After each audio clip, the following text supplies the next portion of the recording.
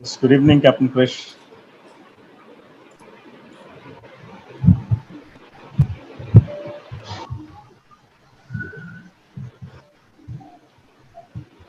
Hi, Krish.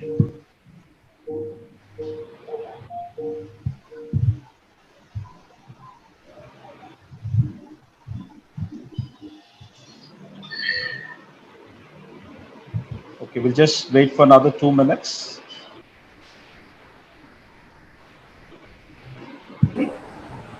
I hope Captain David has had a strong coffee today morning. I think it's just about 7 a.m. now. Absolutely. Have to get the caffeine to open up the eyes.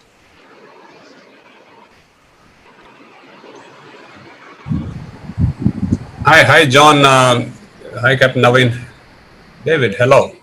We meet again. Krish, good to see you. Good to see you too. Wonderful. You look much younger. Is it something to do with the polar code?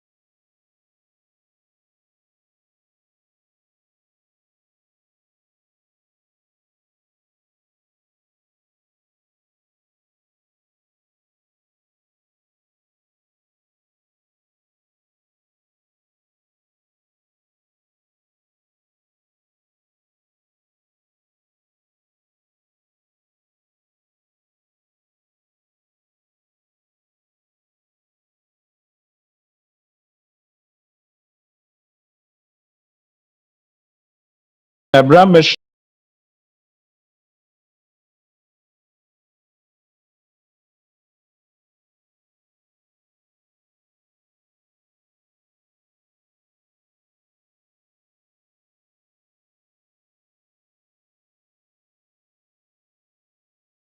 outset on behalf of the Nautical Institute London and its India Southwest branch.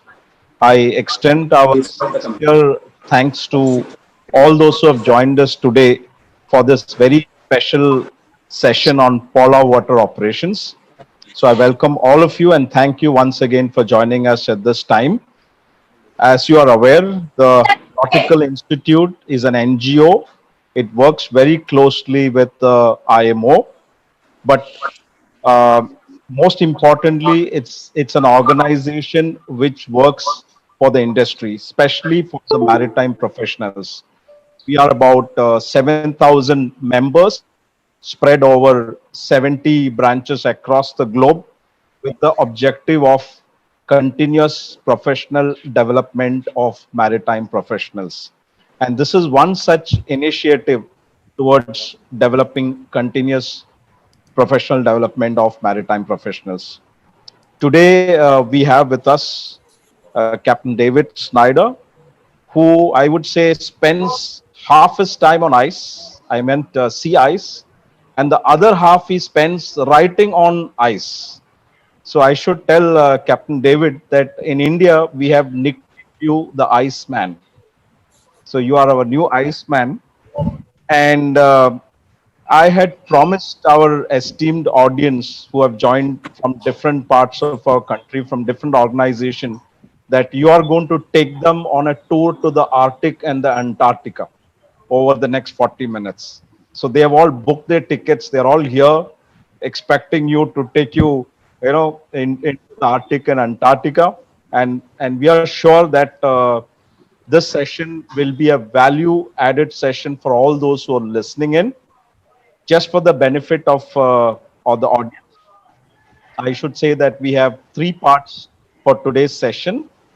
Part one, as you all know, we have been sending you messages. Part one is, of course, the talk by Captain David Snyder on polar water operations.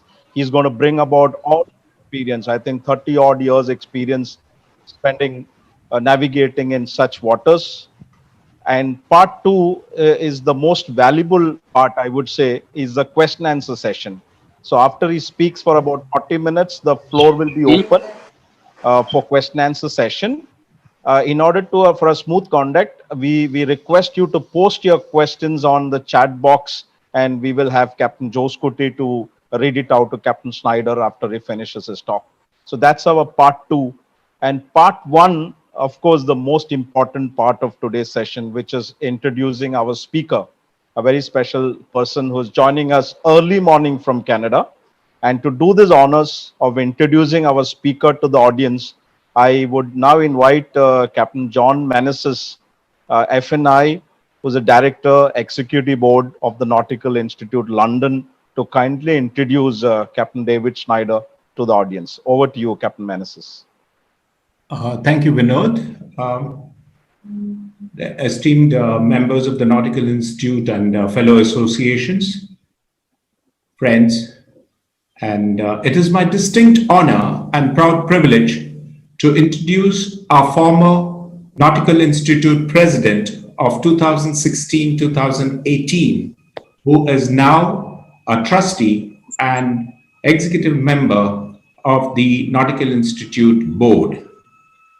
Captain David Snyder, affectionately called Duke, is a master mariner with over 40 years of sea experience at operating many vessels in a broad variety of ice regimes in the Arctic and the polar regions, the Baltic, the Great Lakes, and the East American northern waters.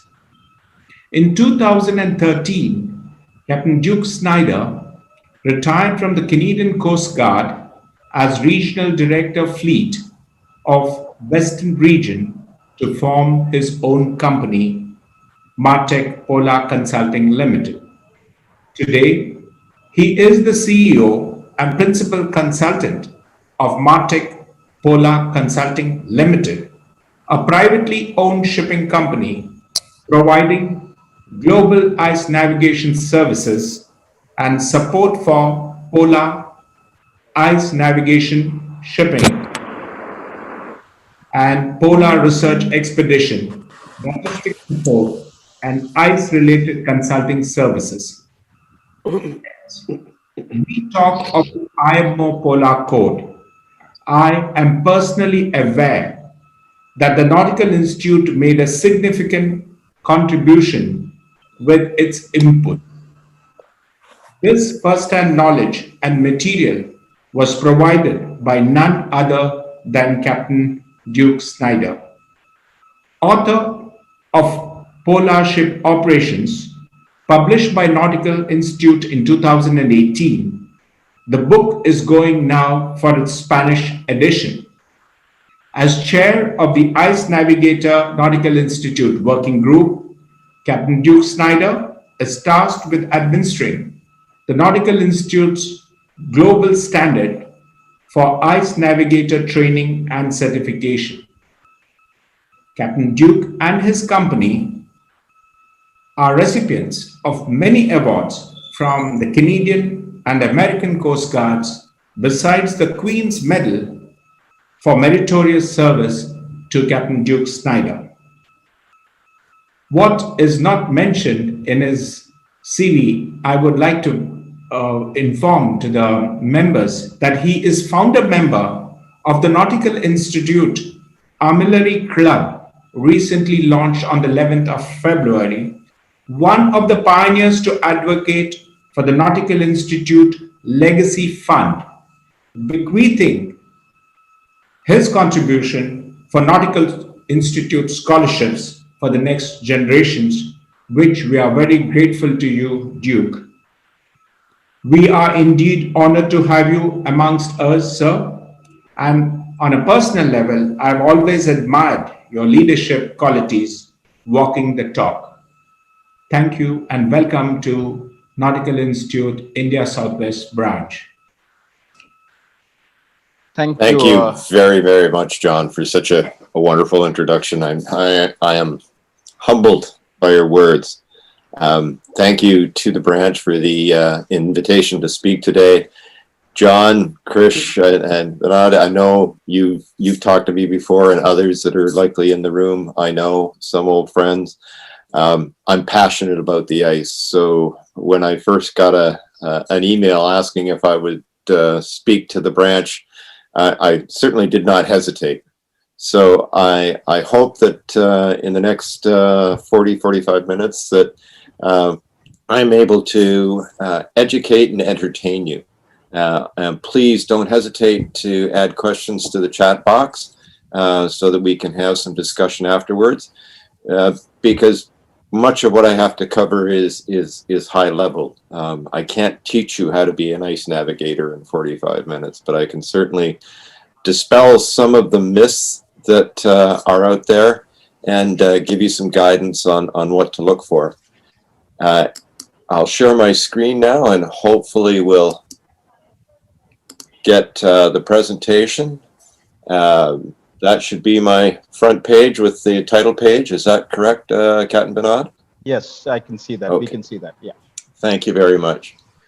Well, this is the type of presentation I'd like to give because it does two things. It gives a personal view of what I'm seeing, and it really does work to tell some of the truths, show the realities as opposed to the myths of what are going out there. So I'll be doing two main parts, talking about some of the myths and the realities, and then talking about the challenges of working in the polar regions.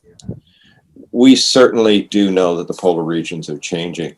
I am not a climate change disbeliever. I want to make that perfectly clear that I see the effects of climate change in a very big way. All of our team members do when they're operating in the polar regions. What we have to understand is, though things are changing, we are not actually seeing ice-free summers yet. There is an awful lot of hyperbole and exaggeration in headlines. There are more and more armchair pundits joining the world and speaking as if they're Arctic experts. And in fact, they've never been out of their chairs in their warm homes at all. But they tell us on how things are changing so dramatically. We see the Martech Polar team sees the changing Arctic and Antarctic in its real practical sense. We have upwards of 30 ice navigators in the team. I'm proud to say every one of our ice navigators is a Master Mariner, has Polar Waters Certificate of Proficiency in advanced training, and I'll come to that, and are also ice navigators certified by the Nautical Institute Level 2. It's not just operators from Arctic companies that get good in the ice. My team has members from Canada, Germany, United States, United Kingdom, Lebanon, New Zealand, Australia, France, and Italy. Experience can be gained from all over the world, and we've all come together to share that. So, as I said, today I'll examine some of the myths, and then I'll talk about some of the practical implications. We certainly know that since the 1700s, when whalers started operating more routinely in the Arctic, there are seasons of changes in ice, and there are cycles, and those cycles are about 11 years and 50 years, where we go from light ice years, which we call good ice years, and years of heavy ice, which we call bad ice years. Those cycles, the 50 and 11-year cycles, that continue, but underlying that, there are the changing global conditions.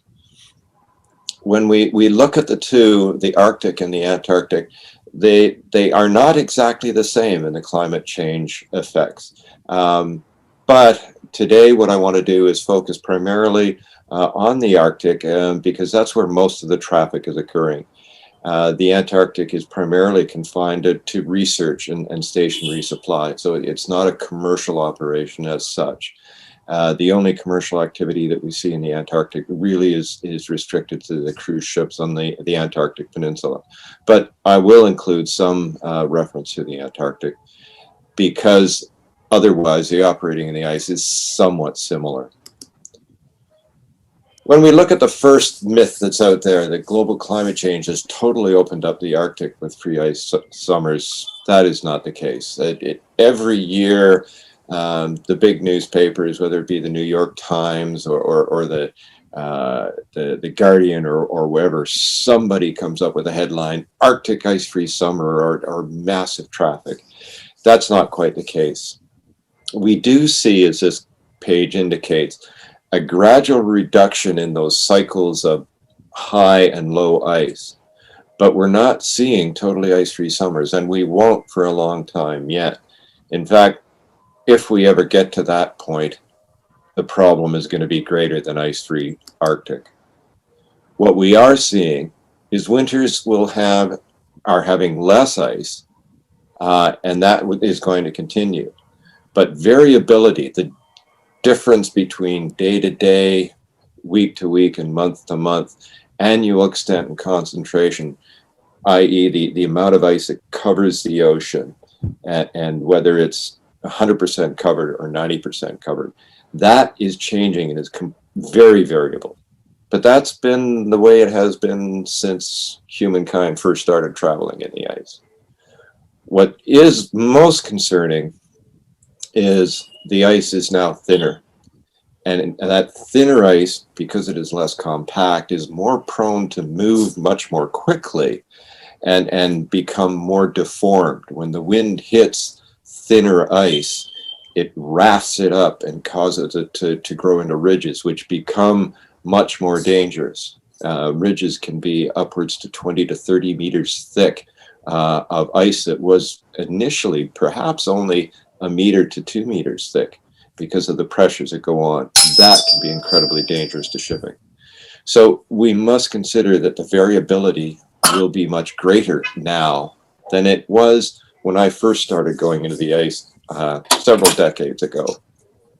But good ice years do not mean ice-free. And I think that's really important to those of you that are watching today and may be on ships or considering sending ships into the Arctic, that just because we see something that looks like it's going to be good doesn't mean it's ice-free. One of the classic type of images that we see from the popular press is this type of chart. that shows, in particular, the summer ice conditions from 1984 compared to 2012. That looks pretty scary in the idea of climate change, that in 1984 there was all of this ice, in 2012 there's so much less. The problem with this sort of image, this type of satellite image, is that it's not complete. It's called passive microwave imagery, and it is based primarily on temperature. So if one considers that ice is going to have a temperature of about -2 to -3 degrees Celsius, and the seawater around it can still be just as cold. What happens with this type of imagery is it does not determine the difference between hard sea ice and seawater very well, and it tends to underestimate the actual sea ice. So if we were to look at this and see the image right above 2012 there, that is only an image of what was multi-year ice, very, very heavy ice. And you would think that all the islands of the Canadian archipelago were clear of ice when this satellite image was taken. That's not the case, because the satellite passive microwave sensors could not pick up the ice within the islands and could not measure the ice around Wrangel Island in Russia. So it looks great for a story about climate change to make everybody say, oh my God, it's changing, but it doesn't accurately show the ice. We would not use this for any sort of navigation purposes. What we do see, though, is the reality. In 2016, as an example, we saw in the period that's in around the end of August that heavy ice is extending throughout the polar region. And that's Greenland up on the left side and the Canadian coast here. What this Russian image indicates is ice coming down against the Alaska side, so that here we see Cape Barrow, Alaska, that out of the summer of 2016, the heavy ice very uncharacteristically extended from the polar pack right down to the Alaskan coast, persisting for many weeks, causing havoc with shipping. Normally, at this time of year, which is the 19th of September, that area should have been clear, absolutely clear of ice. And in the Canadian archipelago, further to the east, we can see an even greater example of how this ice plugged things up. In 2018, if we look to the left of this particular ice chart, we'll see all the red and the yellow. The next ice chart shows how heavily crusted this area was closed in. What happened here was during the period that should have been the least, should have been open, should have been when all the newspapers are going to be screaming about, oh, ice-free Northwest Passage, we saw the central coast of the Canadian Arctic completely closed by ice. That stopped all the transits going through. It stopped resupply to communities. It stopped the ability for any ships other than heavy icebreakers to get through the Arctic during the period of time when one would have expected, under normal historical conditions, to get through. Another one of the myths that we see is that the Northwest Passage, the Northern Sea Route are becoming Arctic highways. There is some increase to traffic. That is true. But the reality is that the transits are of either passage, of the Northwest Passage or the Northern Sea Route, they're not increasing at a great rate. When we see a newspaper headline that says Russian Northern Sea Route increases by 30%, well, 30% of 10 voyages is only 3 more voyages. There are not a lot of voyages to start with, so a 30% number makes it sound good. What is the fact here is that in the transits are quite different from destinational. And transits is all the way across or all the way through a passage. They are not increasing to the point that they are becoming highways like the Suez or the Panama for very, very many reasons, which we'll get into. Most of the voyages that we are still seeing today are what we call expeditionary. They're one-offs. Just in the last few weeks, there has been much press about the first ever transit of the Northern Sea Route by a tanker in February. Oh my God, this is absolutely horrible. This is the thin edge of the wedge, that this is proving that it's a highway. Well, no, this was a voyage that was planned for many, many years, and they waited and waited and waited for the right ice conditions. It was conducted with the world's highest ice class tanker and a nuclear icebreaker in support. So it wasn't a testament of easy passage. It was a testament of technology. It was a testament of patience. It was expeditionary, not routine.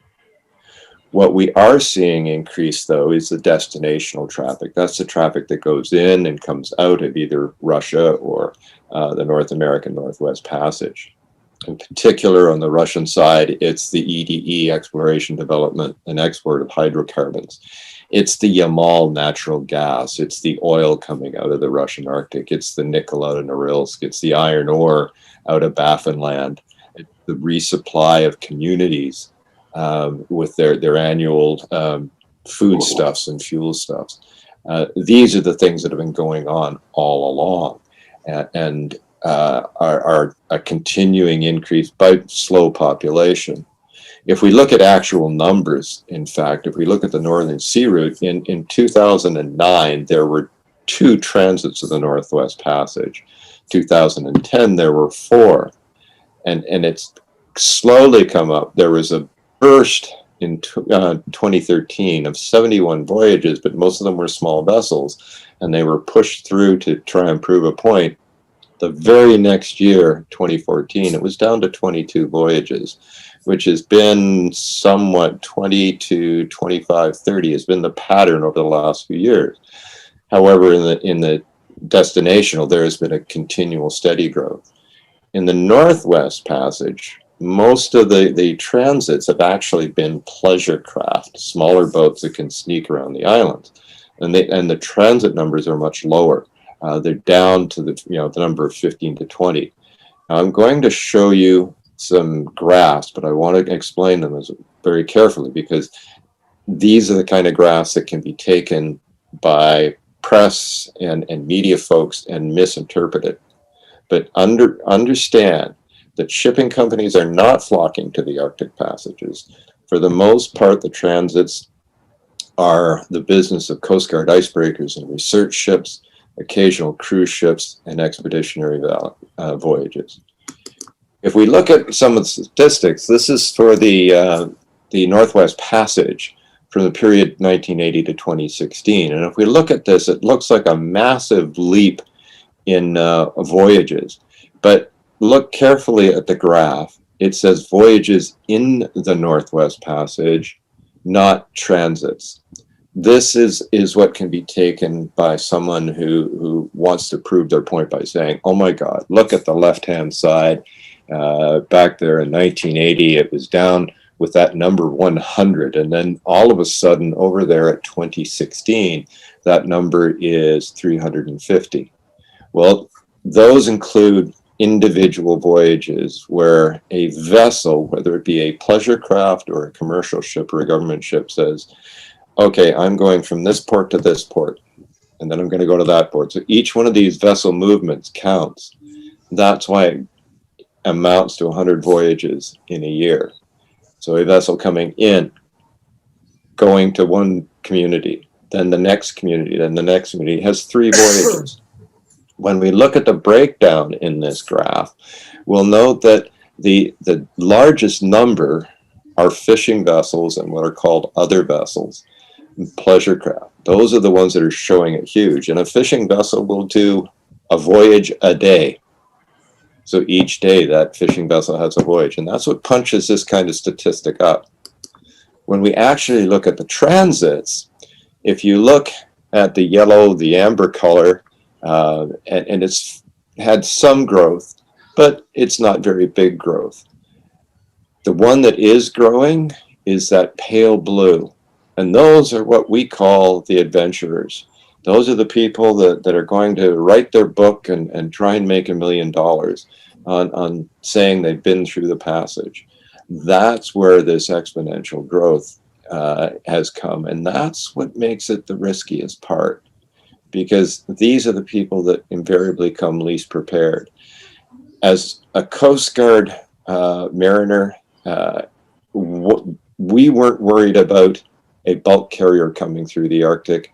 We weren't worried even about a cruise ship in the bigger sense, because those ships came prepared. What we were worried about was this pale blue group, the adventurers, because these guys, they're the ones that were the risk to the Canadian Arctic and to themselves. So the myth that there's wild cowboys roaring around the Arctic in these massive ships about to pollute and cause damage, that's not true. The vast majority of commercial ship operators, and I would say over 95 to 98% are well found. They're experienced, they're operating, or they bring on experts.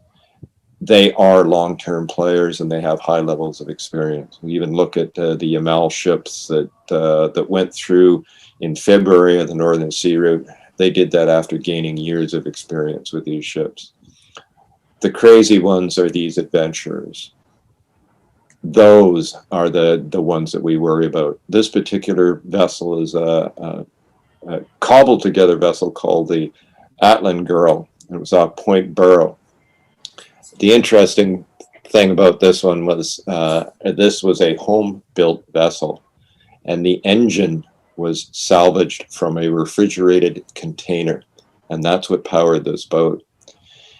When it was found stopped in the ice, the U.S. Coast Guard took it under tow and brought it back, and eventually they had to, as they say, terminate the voyage because it was unsafe.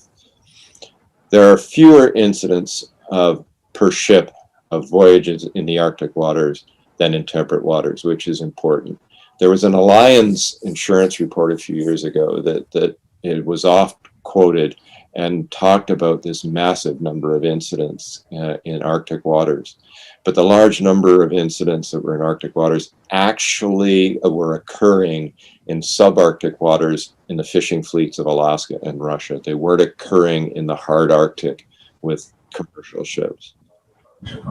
These are the ones that we worry about, the little vessels. The reality, though, are ships such as these that are well found, well built, and people know what they're doing. They're taking the cautions that need to be taken.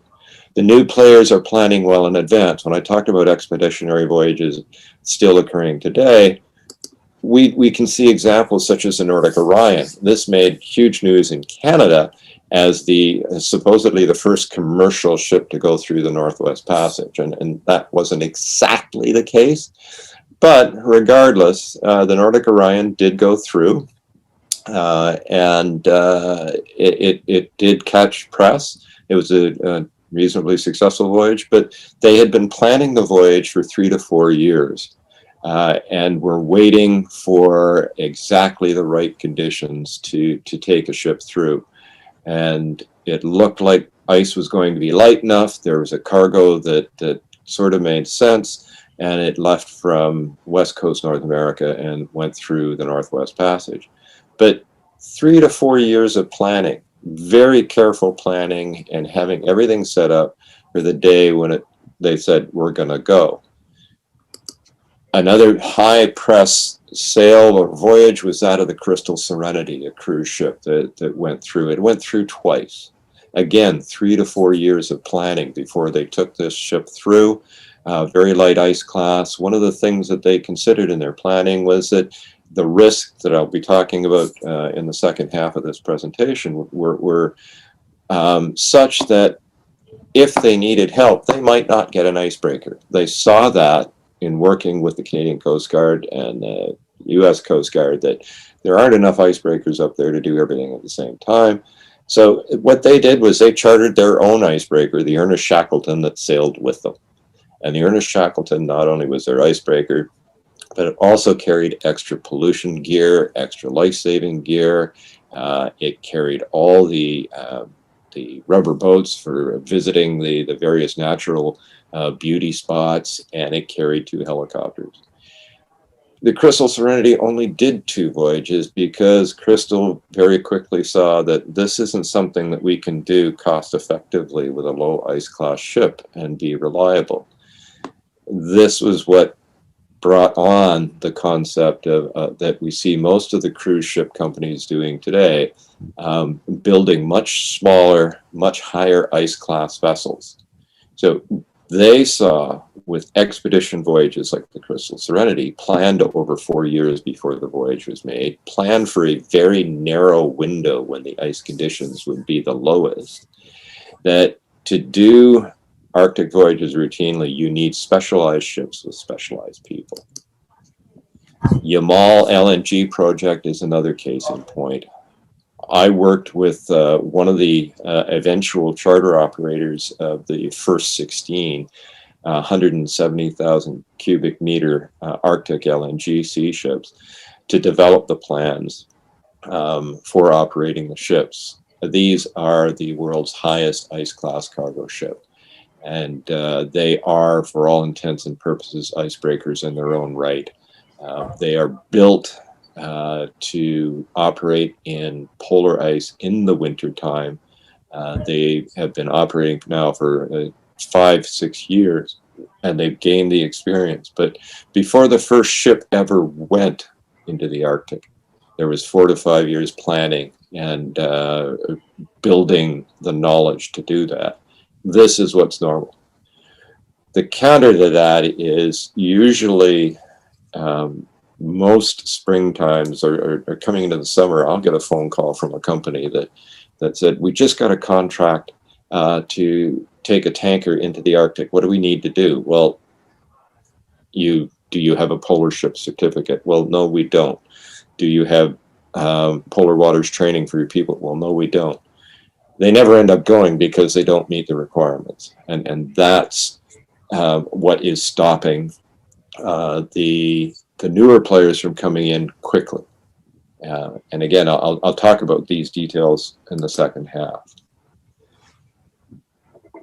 The other myth that lies behind a lot of what we hear is that there have never been effective regulations, and suddenly we have the Polar Code, and this is going to solve, or conversely, it's not going to solve all the issues.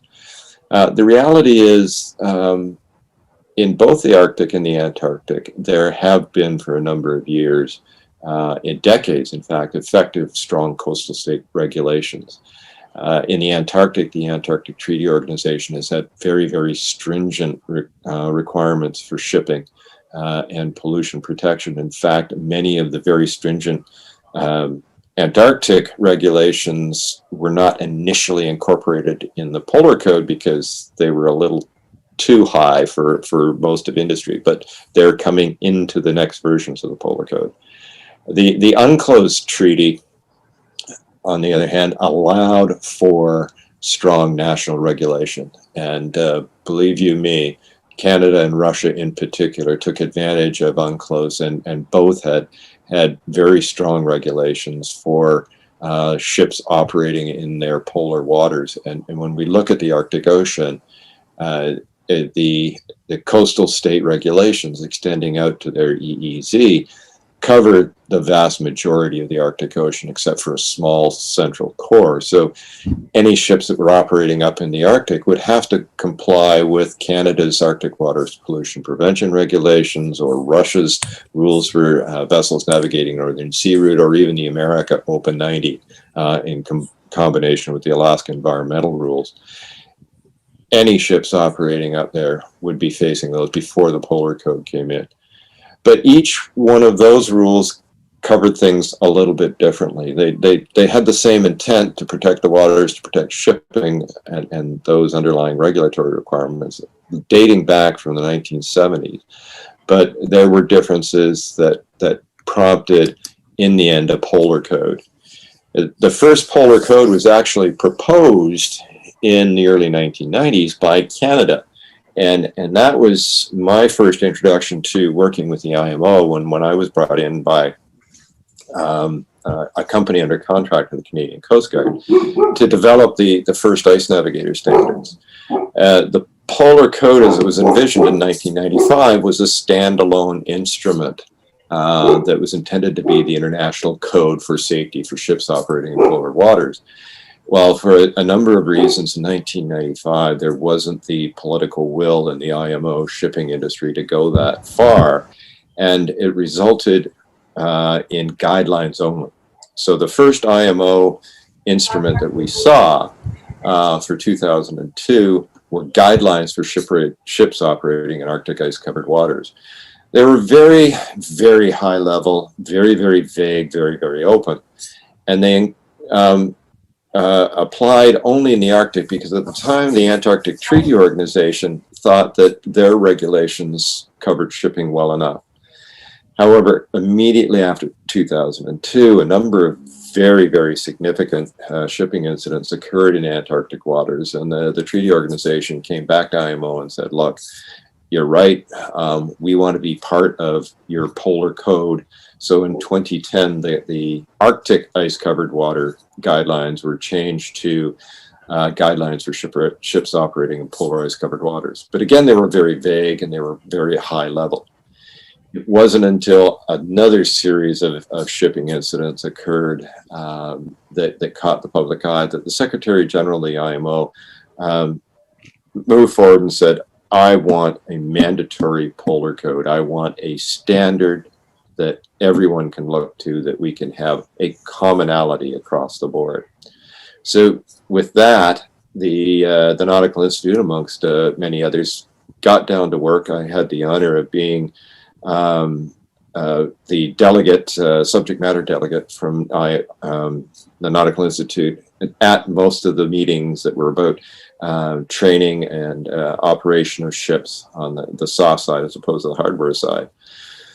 A lot of work went into the Polar Code, and we did get a mandatory Polar Code by the end of 2016. But given that there was a timeline, an awful lot of the more contentious items that a lot of us in industry had wanted in it had to be taken out, because as we all know, IMO works as consensus.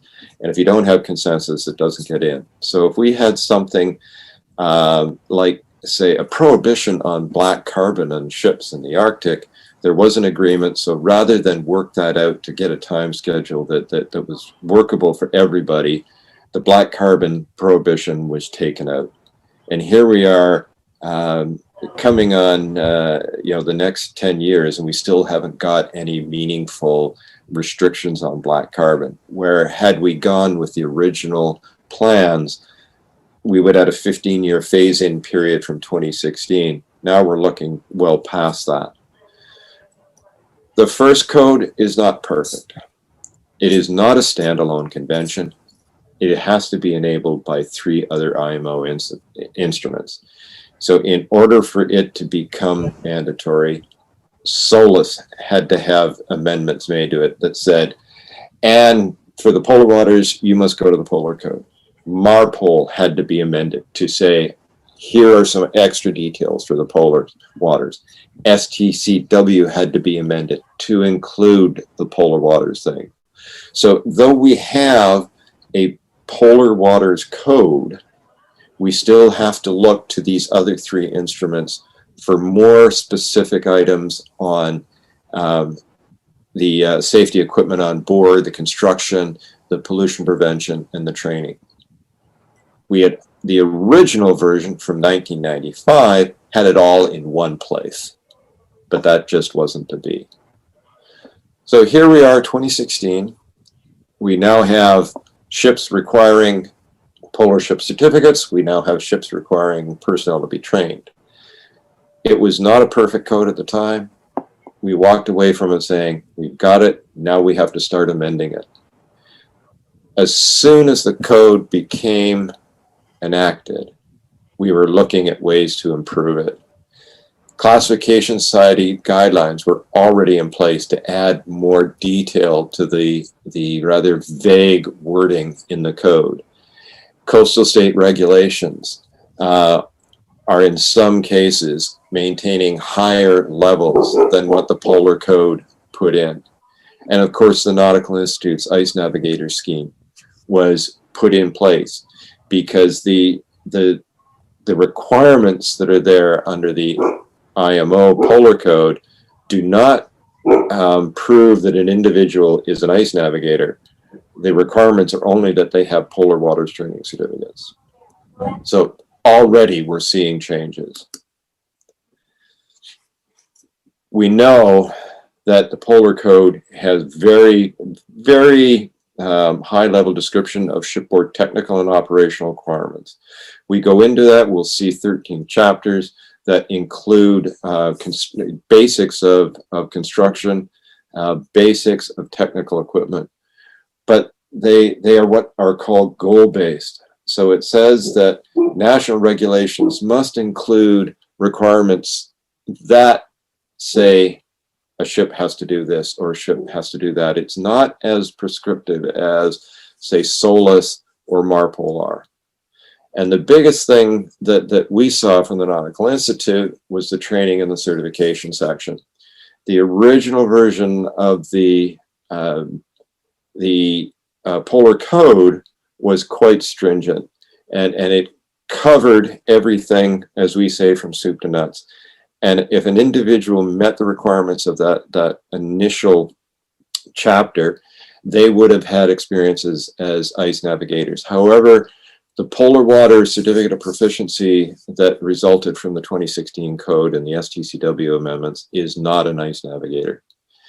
The model courses, there are 2 courses at a basic and advanced level. Yes, they have an awful lot of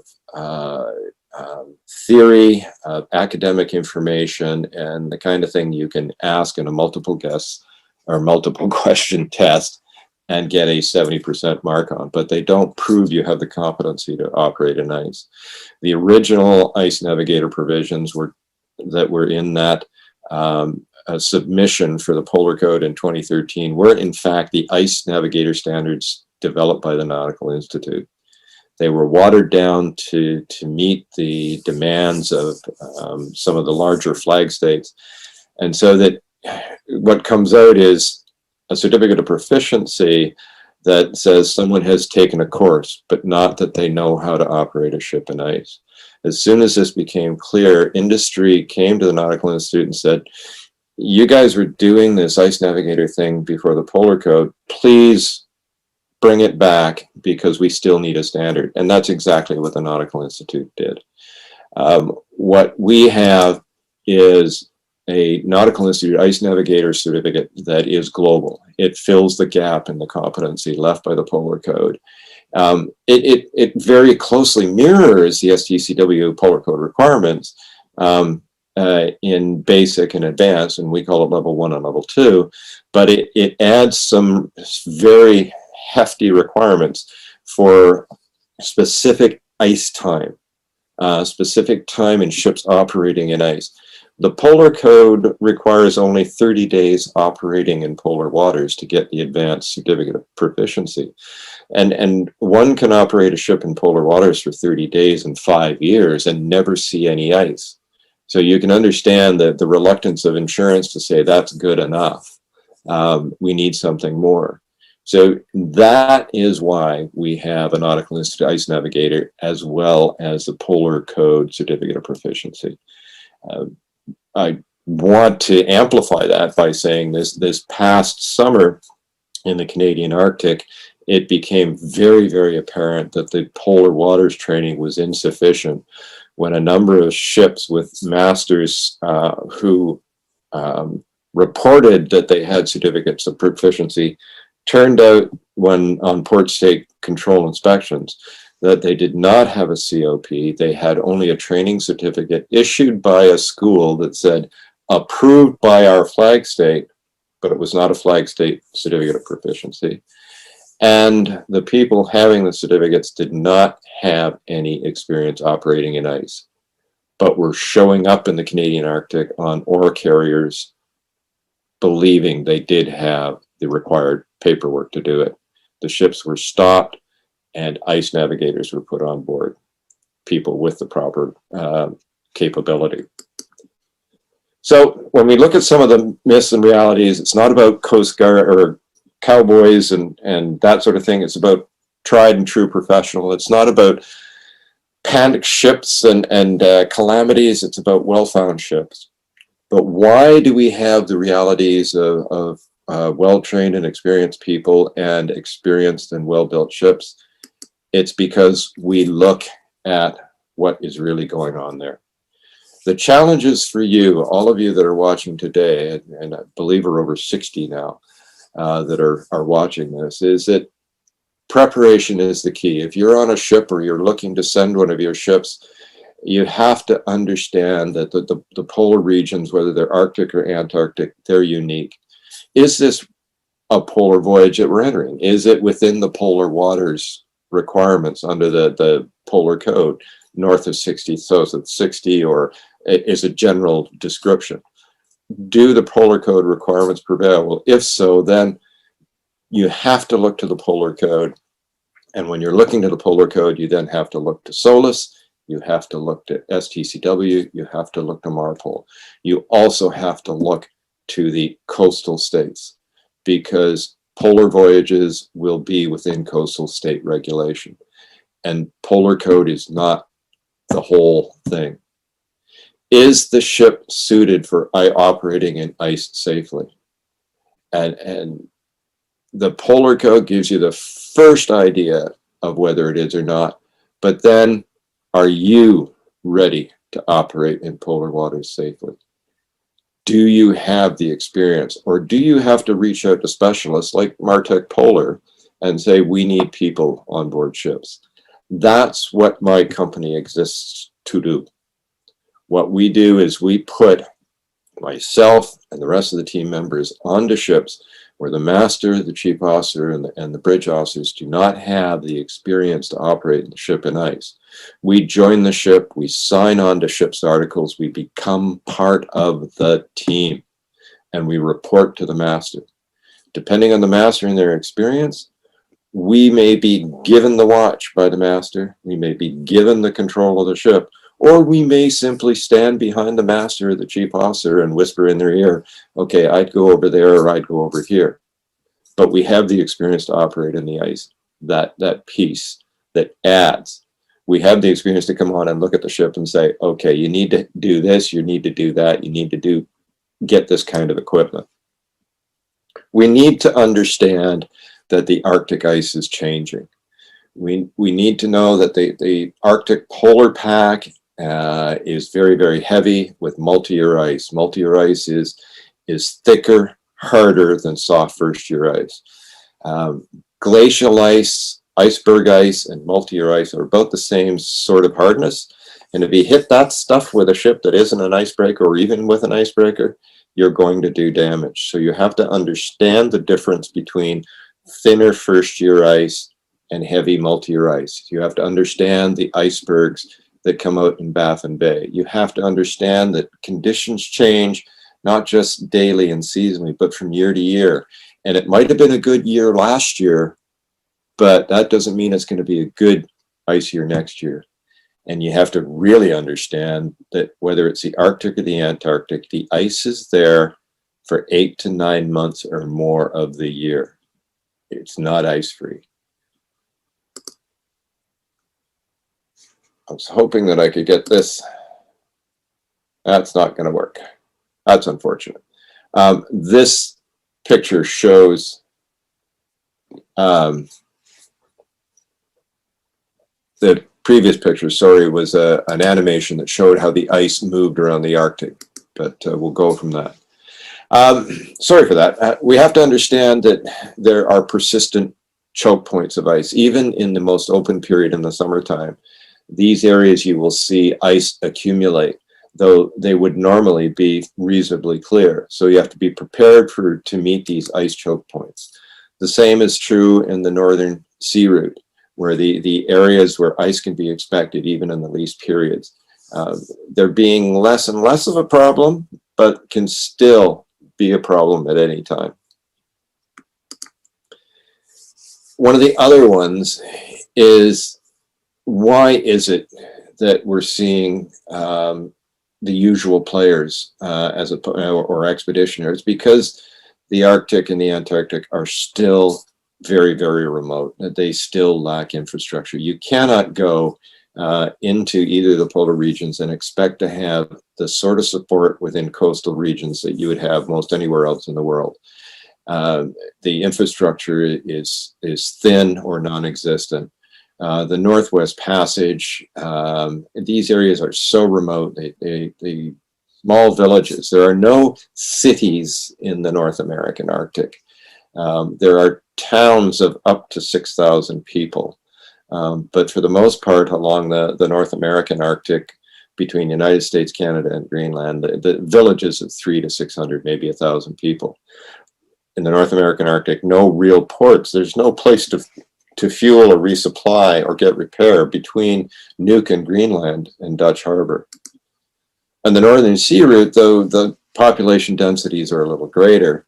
There's no really good developed infrastructure west from Norway to Novaya Zemlya.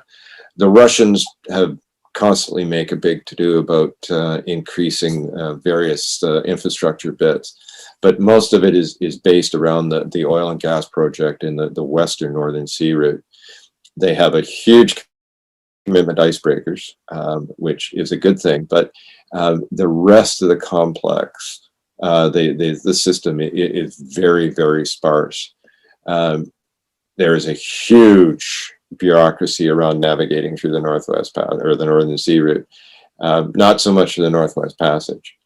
In the Antarctic, one must comply with Antarctic regulations as well as the Polar Code, but you have to also understand that there are only research facilities. There is absolutely no resupply or ship repair in the Antarctic, and it is all focused around the research community.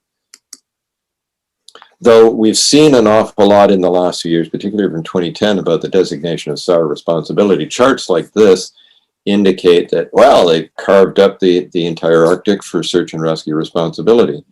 Well, yeah, they've made agreements, but the reality is these have not had hardcore infrastructure developments to back up these areas of responsibility.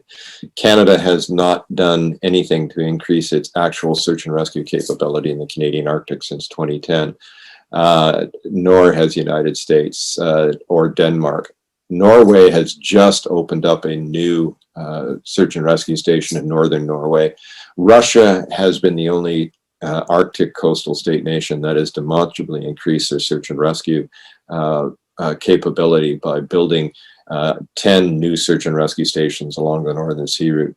But the United States has done a little by putting in place seasonal increases in capability, but they still do not have a continuing operation. Canada, embarrassingly for me, the search and rescue air resources, the aircraft that have to fly in search and rescue, have to fly from southern Canada to the Arctic if something happens. So it could be 12 to 16 hours before you see an aircraft anywhere near you if you're in trouble.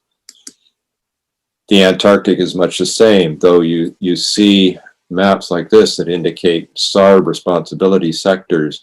There are no search and rescue resources in the Antarctic area. So when you're down there, you're on your own unless some other resupply ship or research ship happens to be around. What we do see, as I mentioned a little earlier, is that Russia has been aggressively building their SAR infrastructure, but you can understand where they're coming from. They're trying to sell the Northern Sea route. If they're going to charge you $500,000 US for icebreaking fees to go through, they got to make sure that you get some service for it. The other states are not doing it. Charts and charting are perhaps one of the biggest challenges that you're going to find in either of the polar regions. These areas have not been consistently traversed, so you're going to have some disparity in charting. One of the biggest issues that we're slowly closing down is that from one chart to the next, you may have different datums, so that a position plotted on one chart changes in its relative position to a landmass to the next chart.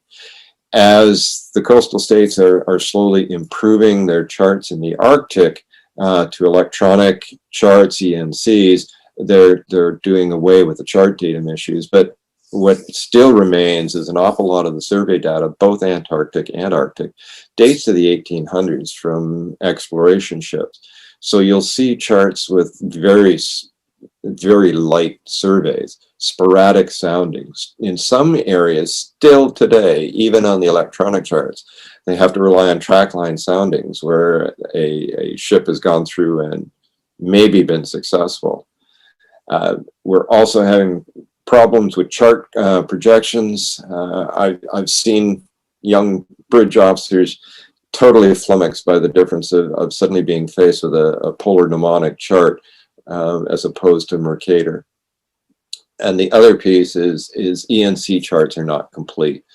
There is a lack of overlap. And I've done a number of insurance arbitrations in the last few years where we've had to deal with mariners who have assumed that a paperless ship is going to work in the Arctic and get up there without the charts, and come to grief finding that paper charts were still necessary, and they've got damage to the ship.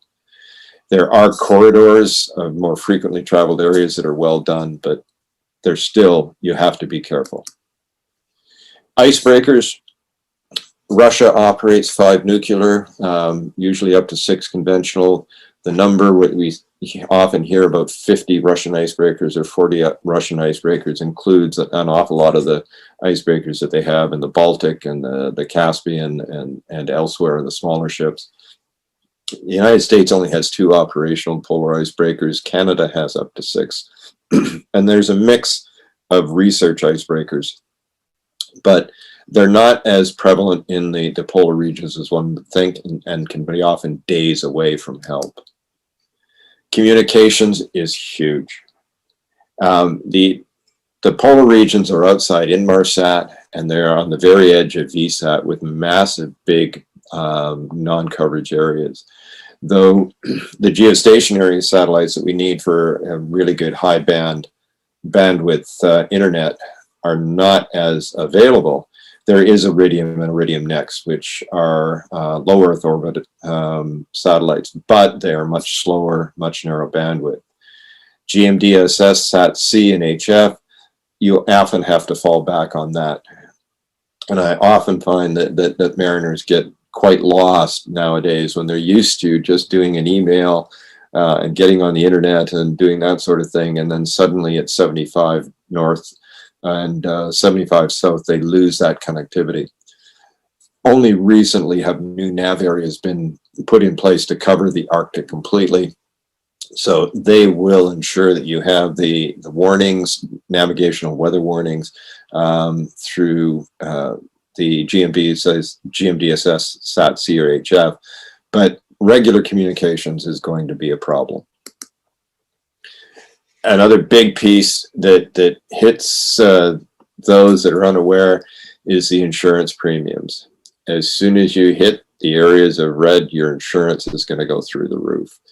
And that's one of the biggest reasons why the statements that it's so much cheaper to go through the Northwest Passage because it's shorter. It's so much cheaper to go through the Northern Sea Route because it's cheaper. On fuel, the fuel savings can be taken up by insurance, by the cost of having the right people trained, by the cost of the equipment, by the cost of building the ship. So savings in fuel are the smallest piece.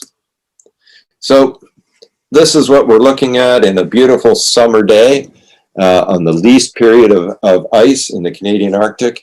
It's not ice-free. It's definitely still ice there. This is a high ice class icebreaker that could make it through the passage. 2 days after this, a commercial cargo ship of 1A Super or a polar class 5 or 6 would not have made it through. That's really the reality of what we have today. And I would be more than happy to answer any questions I'll end my sharing screen and open the floor to questions as directed. Thank you, Captain David. Looking at your presentation, I think each one of those slides probably require a 40-minute session like this. You know, you were talking about SAR and you're talking about infrastructure requirements. So I think it's a very big topic. You have probably just covered it up in less than an hour, and it's still a new topic for people like me and many in India, right? In about polar water operations.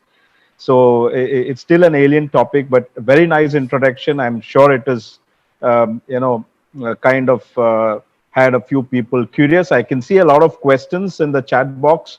Captain Joe Scotty will come back with the questions, but before he starts the session, I would like to ask a few questions on behalf of the audience. I will pick the young audience who's here. There are a lot of young navigators who are watching and who have heard you over the last 45 minutes. May I ask a question for them? Like you talked about, it's all about planning and preparation, for taking up the polar water challenge. So my question for the young navigators is, how should they be prepared? One, in terms of certification, yes, you covered a little bit on that, and in terms of skill, what would you advise a young navigator? Because as you showed in one of the slide, the traffic in polar regions are increasing, and I know you're going to be busy over the next coming years with the heavy traffic. It also means there's a lot of opportunities for various sectors.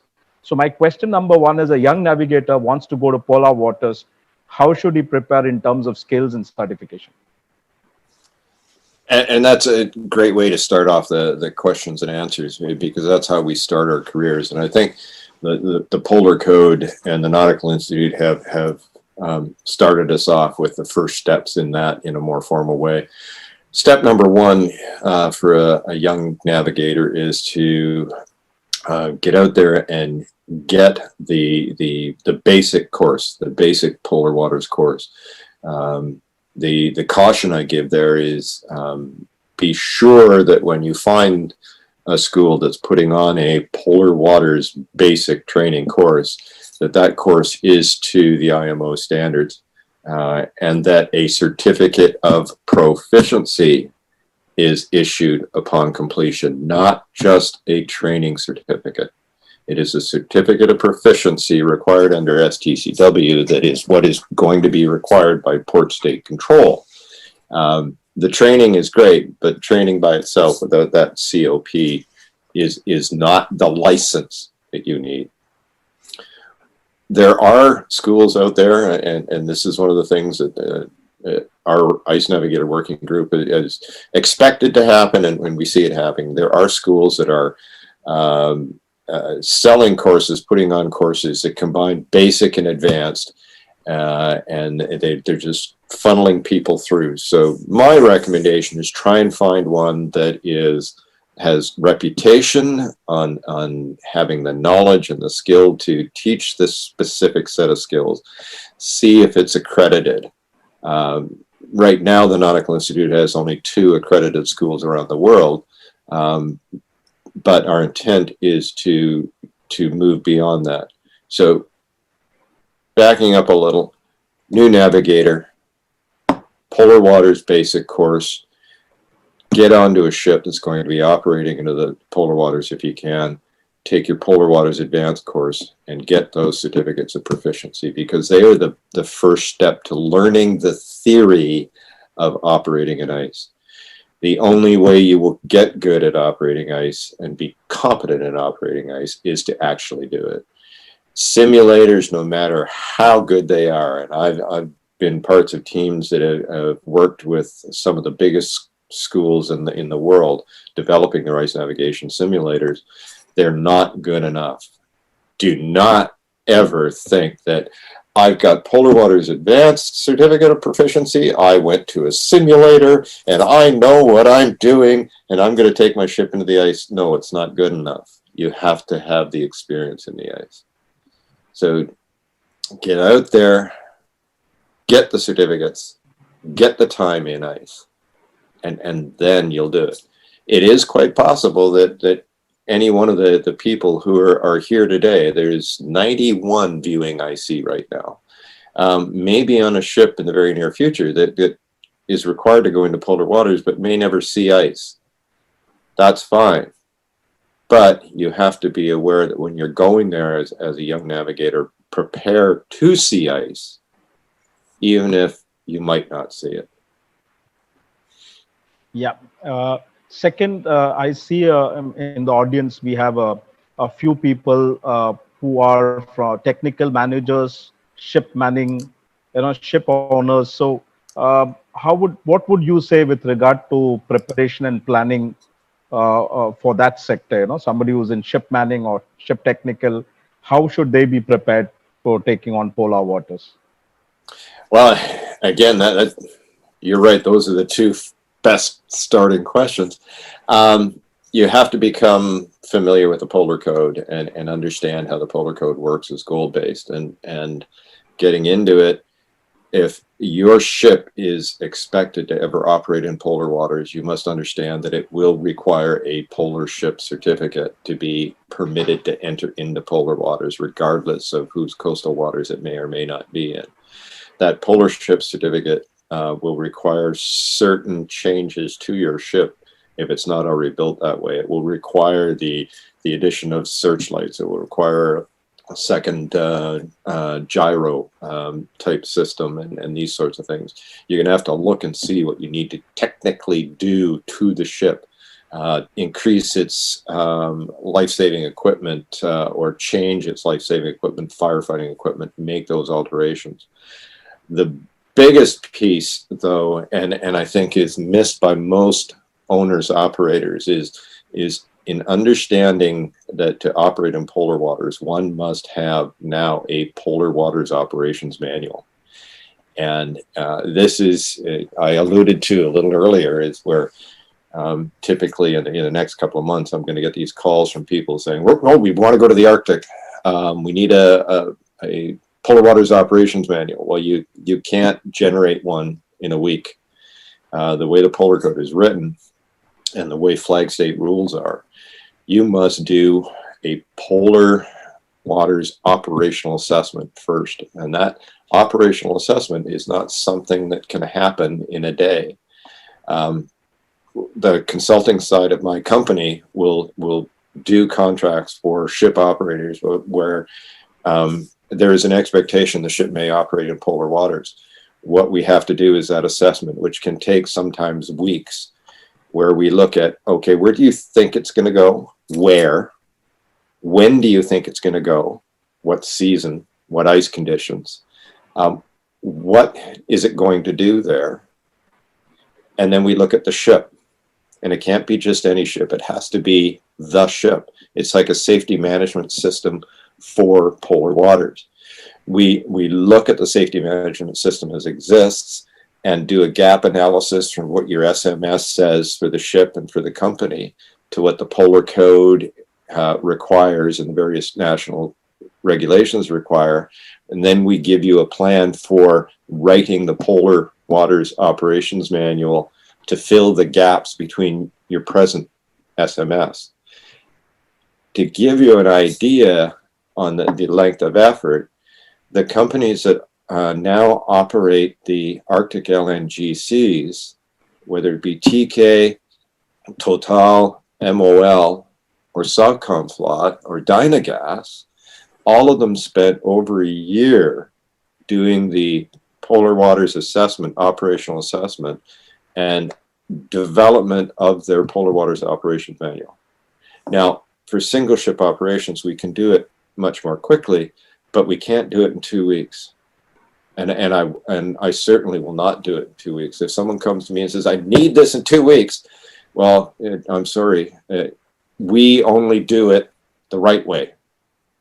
And that may sound high and mighty, but our job in Martech Polar, it's very simple. It's to keep the ship safe. If you don't want to keep your ship safe, you can go to somebody else, but we are going to make sure your ship is safe. And to do that, we have to do an assessment of where you're going to go, when you're going to go, and your ship. We have to make sure the ship has everything it needs. We have to have make sure the people have everything it needs, and if you don't, you add somebody in. Yeah, I have Captain Jose Thomas who going to continue with a lot of questions to you. He's our founder, president of the Indian Southwest branch. So over to Captain Jose Thomas. Thank you, Vinod. Thank you, Duke, for that wonderful presentation. Most of us, of course, have no idea or no experience with ice navigation. I think the only ice navigation we have done is when there was no alcohol policy, we put some ice cubes in a drink and navigate a little bit. But that's all gone. And the moment you talk about ice navigation, it really sends shivers down our spines because we are just not used to the kind of climate that these ships are operating in. So I got some questions here. Captain Bala is from HIMD is asking, survival crafts and life rafts and so on, what use are these going to be in these kind of conditions? Can we really launch them? And if we cannot, then what kind of other alternatives are there for rescue? चार चीजें सिखाना था वो बड़े-बड़े plane में सिखा देते हैं तो ये क्या चीज है Sorry, there's a very loud voice coming across there. Very good question, and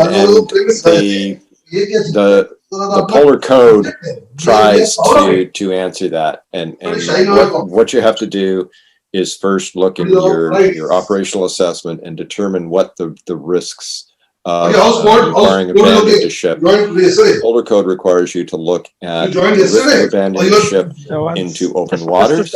Just a sec. Captain Gajanan, can you? I think he's on the phone. Let me try to mute him. You can continue, Captain Duke. I'll try to mute him. You got him?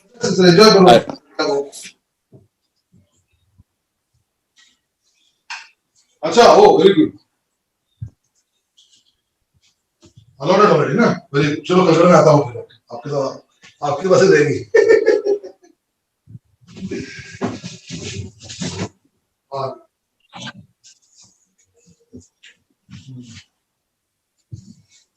Maybe I can go now.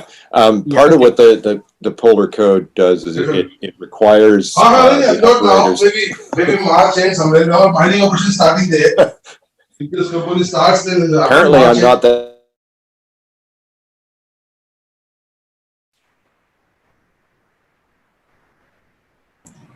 Vinod, you're not able to mute him? Yeah, Captain Duke, you can unmute. Muted. Duke, you have to unmute by you. Okay.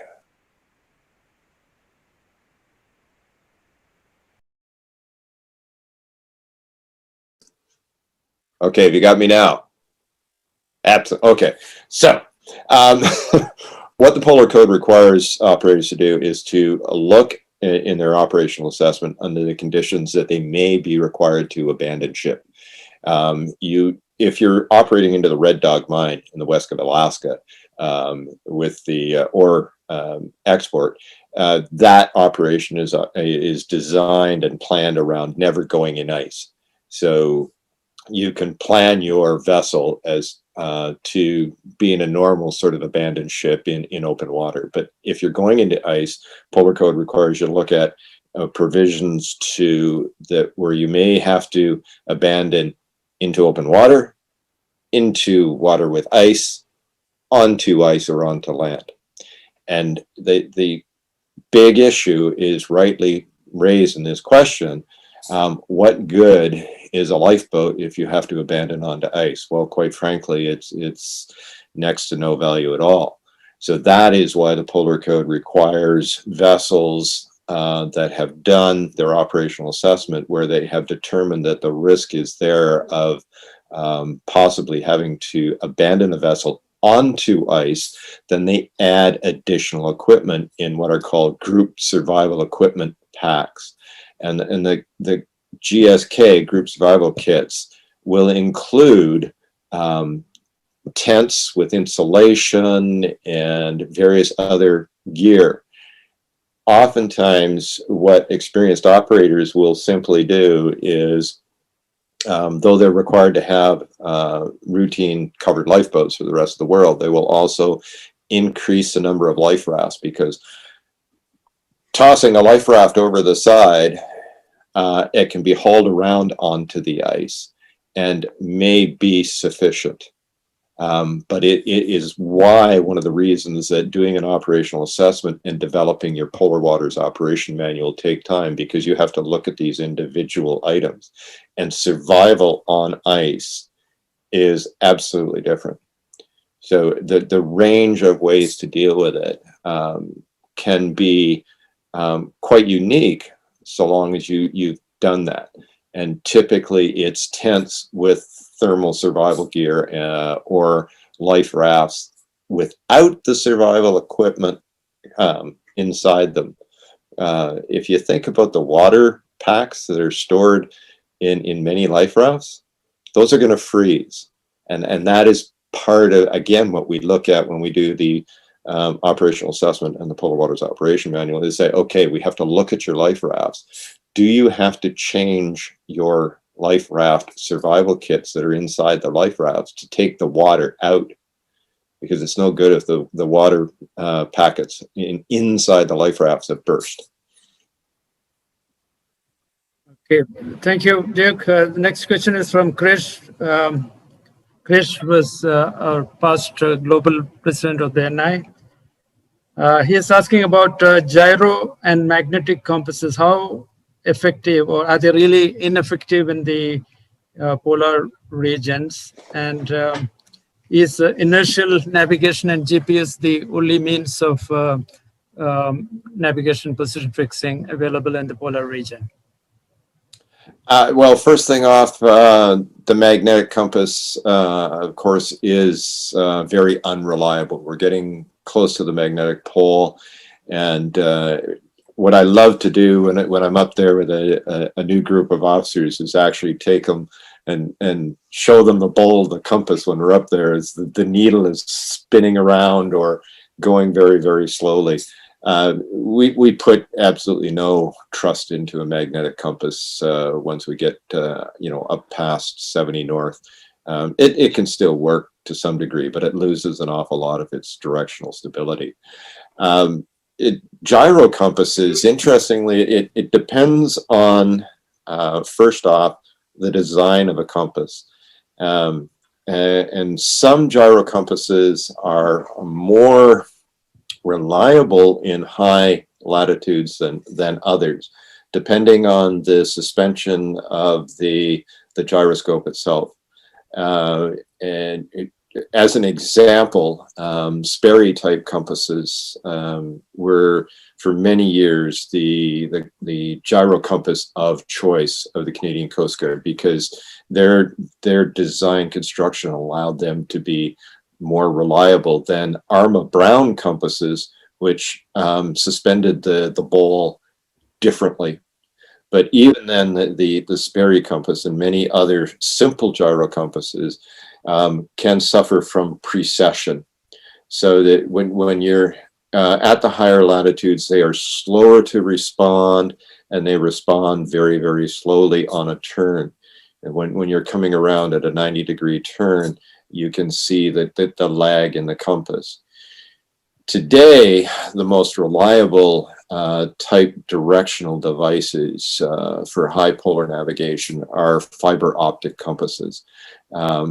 And with the risk of being, sticking my head on a chopping block, they're almost 100% reliable, Krish. A fiber optic compass is fast. Its directional stability is good. It can follow. The ships that I've been on with the fiber optics, we've never had a problem. But there are ways to take a standard gyro compass and assist it. And that's with GPS assistance, where you've got a good GPS signal, and the GPS will make a correction based on your latitude to a standard compass. I've seen those types of systems being quite effective, because GPS is quite good in the Arctic.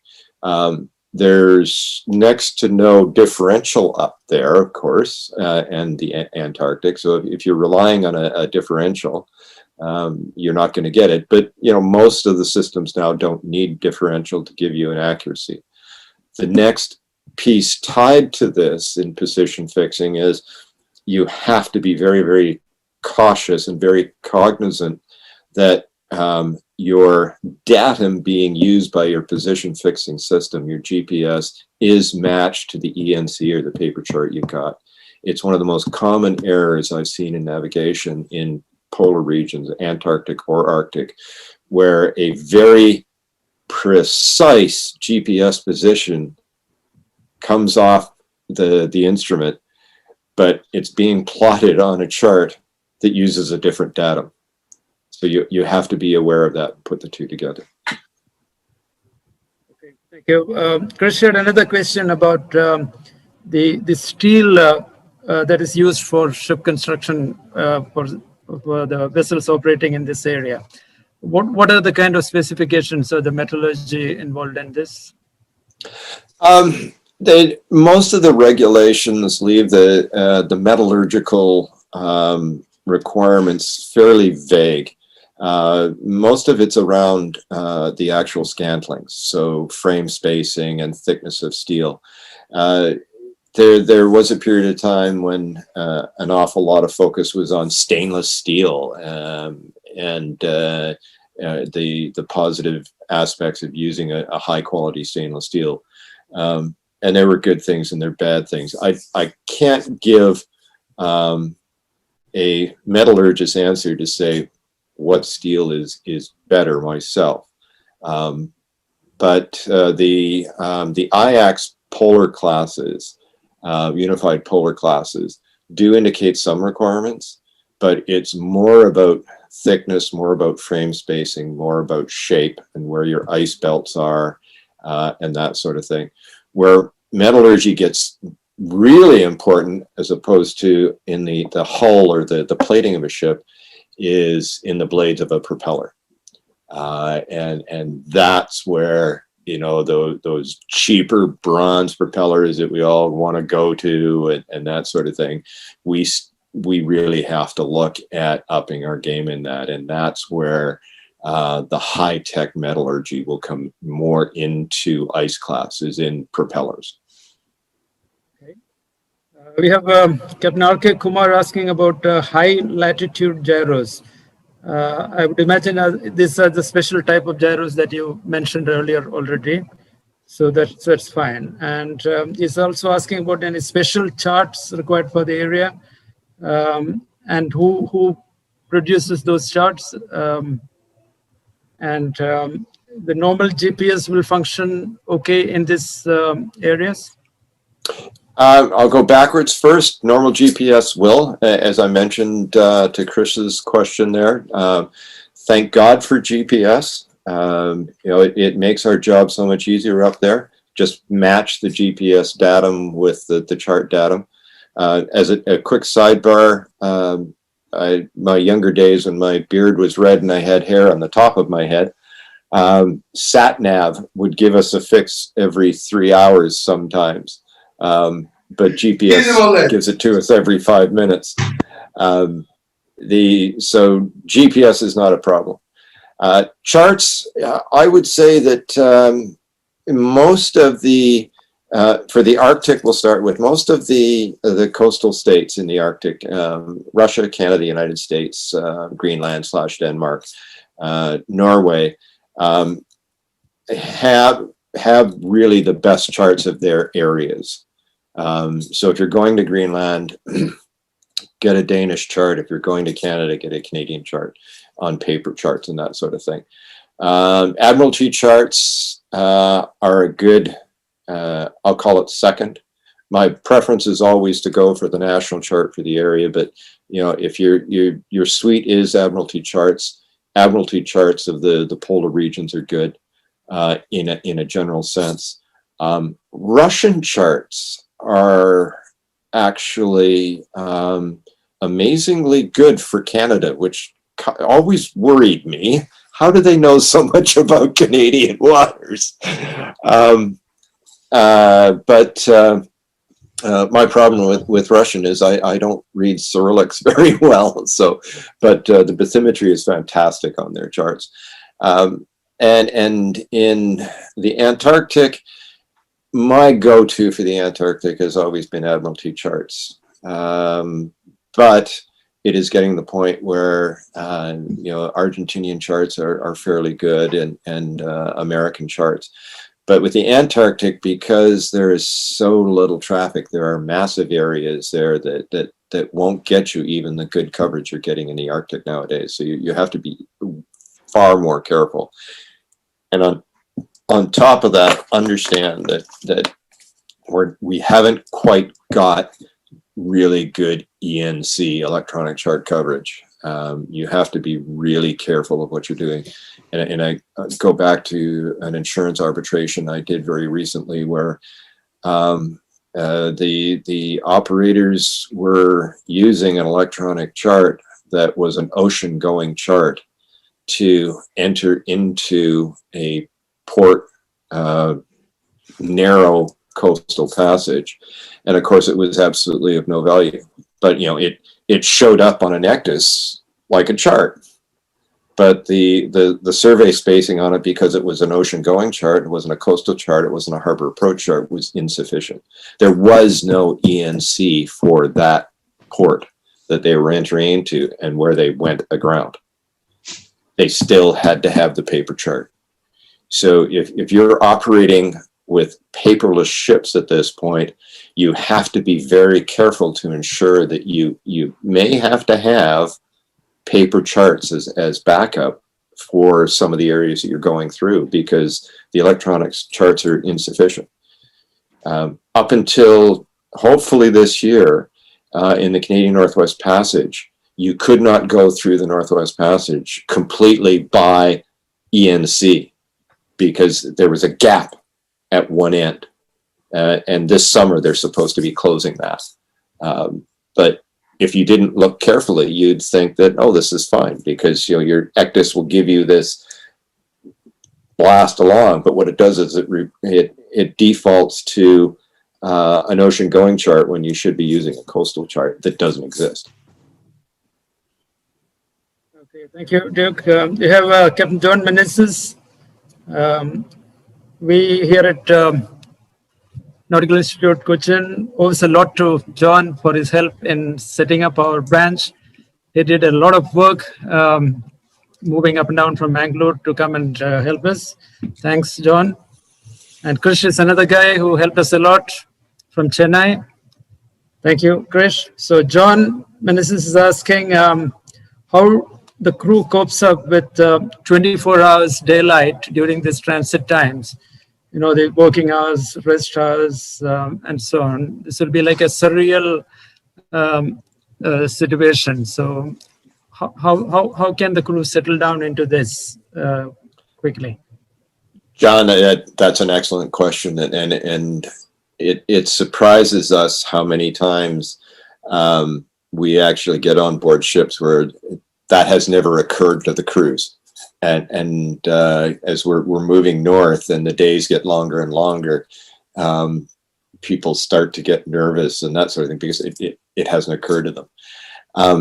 Of course, the biggest thing in 24 hours of daylight is the impact on lack of sleep. And really, the simplest way to deal with that is to ensure that each cabin has incredibly good blackout capability on the windows or portholes.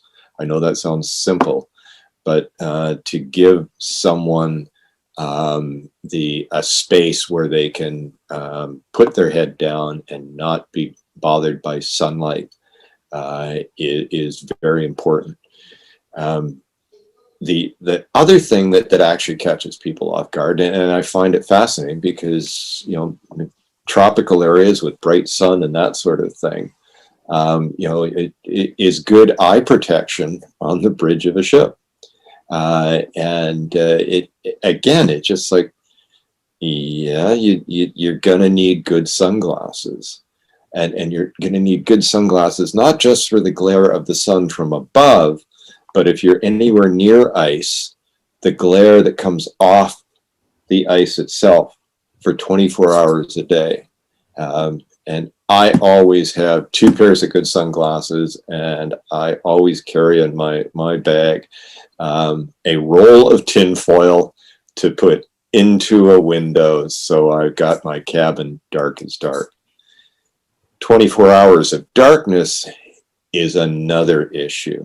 And most mariners aren't going to experience that because they're going to be going into these regions in the summertime with the least ice. But if you are into a period where it's 24 hours of darkness, some of the more experienced operators, ship operators, will provide sunbeds and what are called SAD lights, seasonal affective disorder, which provide a different bandwidth of light so that you can build your vitamin D that you're not getting because of the lack of sunlight. So there's 2 sides of the 24-hour darkness and lightness to look at. But on the lightness side, it's closing off the areas and providing the spaces where people can settle down as if it is night. Okay. And during these transits, is the crew required to go out on deck to do various chores that much, or most of the work is done inside? Another good question, and that of course is going to depend on the ship and going to depend on the operation. But it is one of the pieces that the Polar Code points to, and again takes us back to our operational assessment. What is the ship going to be doing, and what does it require? We look at the design of modern polar ships. They take exactly that consideration into the design. We look at the Arctic LNGCs that were built for Yamal, and they are designed specifically. We're taking as many functions that would normally be required on an open deck and putting them into enclosed spaces. There are pipe tunnels that are enclosed and that sort of thing, because these ships are going to be operating in the coldest of cold in the Arctic. So by all planning, you want to try and prevent any need to be out on deck. But what your Polar Waters Operation Manual has to do is identify what work may have to be required on deck and how to do it safely. What personal protection equipment, what thermal protection equipment you have, how long you're permitted on deck, that sort of thing. Again, in a summertime operation, exposure to cold is not as great a risk as it is in winter. But as an example, when I operated on a Arctic tanker in the 1990s, we would be operating in minus 30 degrees Celsius with wind chill to minus 55. And our operation rules said an individual cannot be on deck for more than 20 minutes at a time. That was it. So we had to increase the number of crew on board to make sure that we could do the functions that were required by that particular ship on deck when required within those safety limits.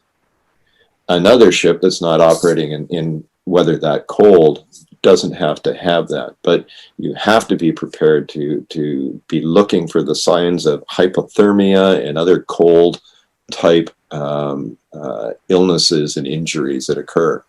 Understand that in extreme cold, our minds don't think as quickly as they do in more temperate climates, and we become lethargic and we can't process things as quickly, and we become clumsy. So you become aware that these things are going on and you're watching your partners. I hope that answers the question. Yes, thank you. Krish was asking one more question, that is, do we have anything like a polar weather routing, like as you have ocean weather routing services? Do you have something similar to assist you in choosing the route depending on the weather? And what happens if a severe storm sets in while you're already underway with this kind of a transit? Again, that's a very good one. And I think it's it's important to point out that the I'm going to say traditional, the more traditional weather routing, excuse me, services have been marketing polar weather routing over the last few years, and excuse me, I've seen that one of the things that they haven't been able to do is do it well. Because the polar regions, the weather patterns are so different, and forecasting is so much less accurate in the Arctic and the Antarctic because of the lack of weather stations. I mean, you think of the Arctic Ocean is an ocean surrounded by land, and there's weather stations around here, but there's nothing in the middle of it. And Arctic weather patterns, Antarctic weather patterns are not as well understood. So forecasting weather itself is not as accurate in the polar regions. The second piece is that thus far, Weather News and Oceans Routes and companies like that have not thus far developed very good ice routing. They've been relying on computer algorithms in a lot of their predictions that don't work, and I have quite frankly not found any of the more routine ship routing systems that are out there that work beautifully in the rest of the world and give you very, very good, safe routing. They don't work very well on the ice because they're using passive microwave satellite information and not synthetic aperture radar. And that's another whole topic, but their ice information is quite frankly garbage. So when you're going into these regions and you need to operate in ice or expect to operate in ice, then you have to be able to have the people on board that have the experience to understand what's going to go on and to be able to do an awful lot of their own seat of the pants ice forecasting. Weather is one thing. There are specific regional services available. The Northern Sea Route Administration provides that sort of service specifically, but not in the same way as Weather News or ocean routing systems, where you get downloads into your program. Canadian Ice Service has fantastic routing capability, but it's specific. Your best ice routing comes from knowledge and understanding what's around you. As to the conditions themselves, one of the craziest things about the Arctic are systems called polar lows, and we still don't know today exactly how and why polar lows form. They are very intense, very, very deep. They occur very, very quickly. And out of nowhere, outside of any forecast, a polar low can pop up and result in 60-knot winds over a very small area with and even more in some cases with the sea states that build up very quickly as well. And because the Arctic Ocean, for the most part, is fairly shallow, high wind states can whip up very high sea states quickly. And as climate change reduces the amount of ice over the Arctic Ocean, we are seeing much more dramatic weather events occurring much more often than we did in the past. It used to be a big joke that mariners who got seasick went to sea in the Arctic because you wouldn't get seasick because you're in the ice. There's no waves, which is quite true. In heavy ice, there are no waves. You're just breaking ice. But certainly within the last 10 years of my experience, we are experiencing much more dramatic weather events more often and with very little warning, because weather forecasting is not that good. The Antarctic, it's a little better in the forecasting because of all the research stations, and each one of those research stations is a good weather data collector. And the patterns are fairly well understood, and the Southern Ocean is fairly regular. It doesn't have the same instance of polar lows, but the difference with the Southern Ocean is the heavy storm systems that do exist and have always existed. So that's a different risk. But it's the big changes that we're seeing in the Arctic that make it difficult for the commercial weather forecasting and routing systems to work very well right now. Thank you. We have Bala from HAMT asking about the fuel used on these ships. Are they special fuel or normal fuels that is available? Oh, that's a big one. If the environmentalists had their way, it would be all special fuel.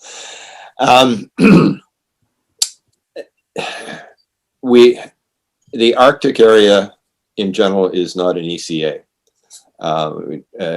Canada has not gone that route as an example as yet, but there has certainly been a strong push from the environmental NGOs in the last 18 months to put in place restrictions on black carbon and HFO.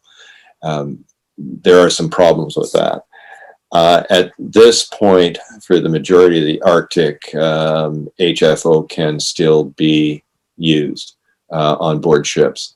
In the Antarctic, it's very different. The Antarctic Treaty regulations are much stiffer, and they require low sulfur fuels and various other things in more circumstances. But we are very quickly getting to a point where low sulfur and non-HFO fuels are going to be required. Most, if not all, of the icebreakers that operate now are on lower sulfur fuels and that sort of thing.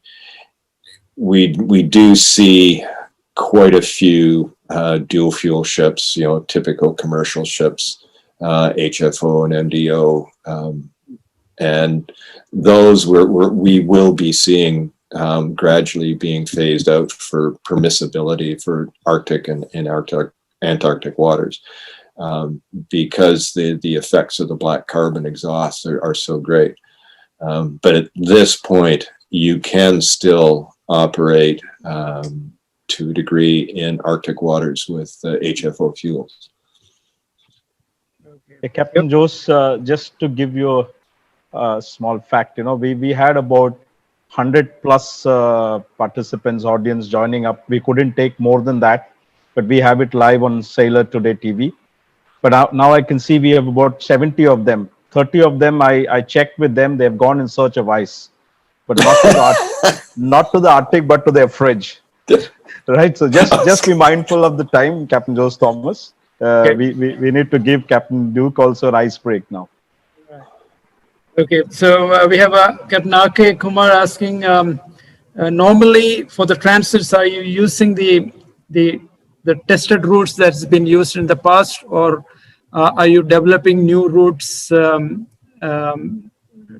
follow? Like the route used last year, you still look at trying to use the same route this year, or is it going to be substantially different?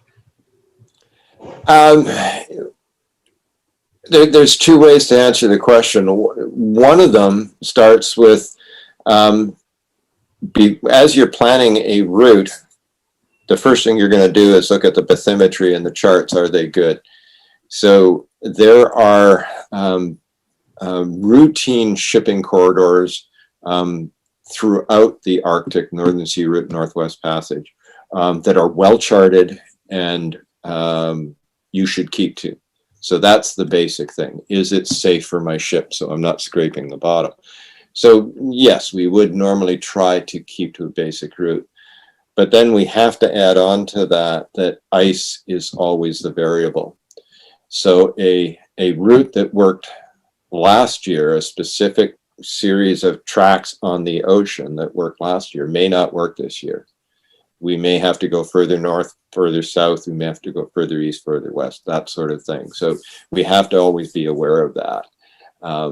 But in general, the wide corridors that one would consider for going through the Northern Sea Route or the Northwest Passage are as safe as can be bathymetrically.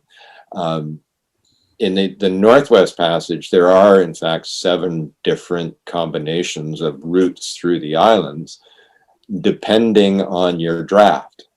And the number 1 route that is the best in relation to depth is unfortunately the one route that is the most choked with ice. So unless you are in a polar class PC1 icebreaker, you could never do that route. So if you were on a Panamax bulker carrying iron ore out of Baffinland as an example, you would never go through the route north of Banks Island, which is totally draft unlimited. You're restricted to coming through what's called the southern route, which is limited to 14.5 meters. So if you've got a ship that you're thinking of loading to 14.5, the voyage that was done by a Supramax last year or a week before with a much lesser draft is not going to be suitable for you. So you have to take both those pieces into consideration. Okay. We have B.S. Karthik asking about ice class notations. Are these notations like international and standard, or different countries have different notations? And if so, how do we correlate between them? Another very good question, and it's one that we're always dealing with. The short answer is there are many different ice classes. Each classification society looks to their ice classes a little differently. And there are tables. I mean, Martech Polar produces a table. We sit down and we try and match the various different ice classes up as well as we can, and try to say whether this is DNV or is it Transport Canada or is it Russian Register or whatever. The notations are different. They may seem to be the same. It may say 1C or 1D, but a BV 1C and a DNV GL 1C may not be the same. And when we talk about ice classes that usually use notations like 1C, 1A, 1A super, those tend to be grouped around non-polar classes, where the standard that most of the classification societies look to were the Swedish-Finnish rules, which were based on Baltic ice conditions. So that's where the nomenclature of 1A, 1B, 1C, 1D began with the Swedish-Finnish rules, and then different ice or different classification societies took those and made their own ice classes out of them. Canadian ice classes are quite different than all the rest, but they have equivalents. At the end of the 1990s, IACS began to develop the Unified Polar Class rules. And so those are pointed to today by the Polar Code. So the Unified Polar Class Code or rules for construction provide a range from very low ice class acceptable in polar waters to the highest. And national flag state rules and classification rules are gradually incorporating the polar classes from IACS into their classification systems. But it's still, it is important to understand that difference between that 1C from one classification society to the other may be different. When we go on board as ice navigators, one of the very first things we do is we take a look, okay, what classification society are you classed on? What is your ice class? And said, okay, that's a 1E. Well, 1E under this set of regulations mean this. Oh, it's a 1C. It means something different. So it's something that the master has to, of course, be aware of. Is it what exactly is that equivalency? When coming into Canadian waters, as an example, masters are required to report an Arctic ice regime shipping system report. And that's another whole session, the 40-minute session to talk about, but it is based on ice classes in Canadian Transport Canada regulations, and you must convert your classification society ice class to the Canadian Transport Canada ice class to make the report for entering Canadian waters. Unless you are a polar class ship under IAX polar classes, and then you must report under another system. Okay, thank you. Search and rescue in the Arctic or the Antarctic, if an incident happens, do we proceed the same way as you would do anywhere else in the world, or like you make a GMDSS alert or something? Would it function the same way? Absolutely. GMDSS is totally global. You may be forced, because you're in, I think, A1 area in the Antarctic and the Antarctic, you have to make sure before you go into these areas that your GMDSS suite is enabled for these areas, that you have the SAT-C connectivity and EHF connectivity. Oftentimes we'll go on board ships and they have not upgraded their GMDSS operation or license to cover the polar regions. So that's key. If you have the equipment, it is the same. Your alerting is done the same. The messages, because they're going to be typically transmitted on SAT-C/HF, are going to be received in a timely manner. The lag in search and rescue is the lack of close by response capability, but your alerting is the same. Okay. We have Captain Mohan Naik with us. His company Dynagas is actually operating 6 LNGs in the Yamal area, and so he is got first-hand experience with the operation side. He's asking about Nautical Institute's course for Arctic polar regions, and is there any chance of this course being approved by the MCA or other government organizations, so that once you do the course, they are eligible to get the COP basic level? Very, very good question, and thank you very much to Dynagas for being forward-thinking and seeing the importance of qualification. I'm going to give a pitch for Dynagas. They came to the Nautical Institute very early on and submitted quite a number of applications for grandfathered ice navigator qualification, seeing the importance of that, because an awful lot of their officers did have the experience. The short answer to the question is yes, we would like to be at that point, much the same as where we are with DP, where many flag states recognize a Nautical Institute course and certification as meeting their national DP requirements.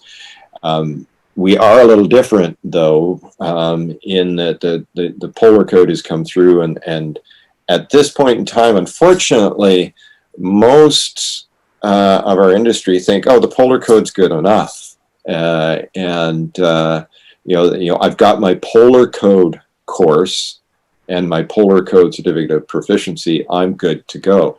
Well, that's not the case. I think flag states, coastal states, are seeing the gap does exist. As I explained the examples in the Canadian Arctic this past summer, we saw cases where a certificate of proficiency is not good enough. Transport Canada is now looking at, maybe we should put back in our regulations that they need to be ice navigators. And the easiest way to do that is to say, Canada will accept as proof of ice navigation competency the Nautical Institute Ice Navigator Level 2. So that's one step. The other step is to get more recognition from Transport Canada or MCA or whomever of the courses. So at this point, we have 2 training institutes in the world that have met the Nautical Institute Ice Navigator Standards. One is the Marine Institute in St. John's, Newfoundland, Canada. The other is the Makarov Institute in Russia. There was a third school, I'm going to say in Odessa, that applied but hadn't gone anywhere. We have not had at this point any application from any other schools to have their courses accredited by the Nautical Institute, because most of them are they're just happy right now saying, okay, we can do polar code. The Nautical Institute is going to be going out in the coming months with, I hate to say marketing, that sounds like we're selling it, but one of the things that we're going to be doing is going out and doing a publicity program around and going to schools and saying, look, this is something that you really ought to consider because it's going to come forward. I know that's a long answer to say, yes, we envision flag states and thus to recognize and require this eventually.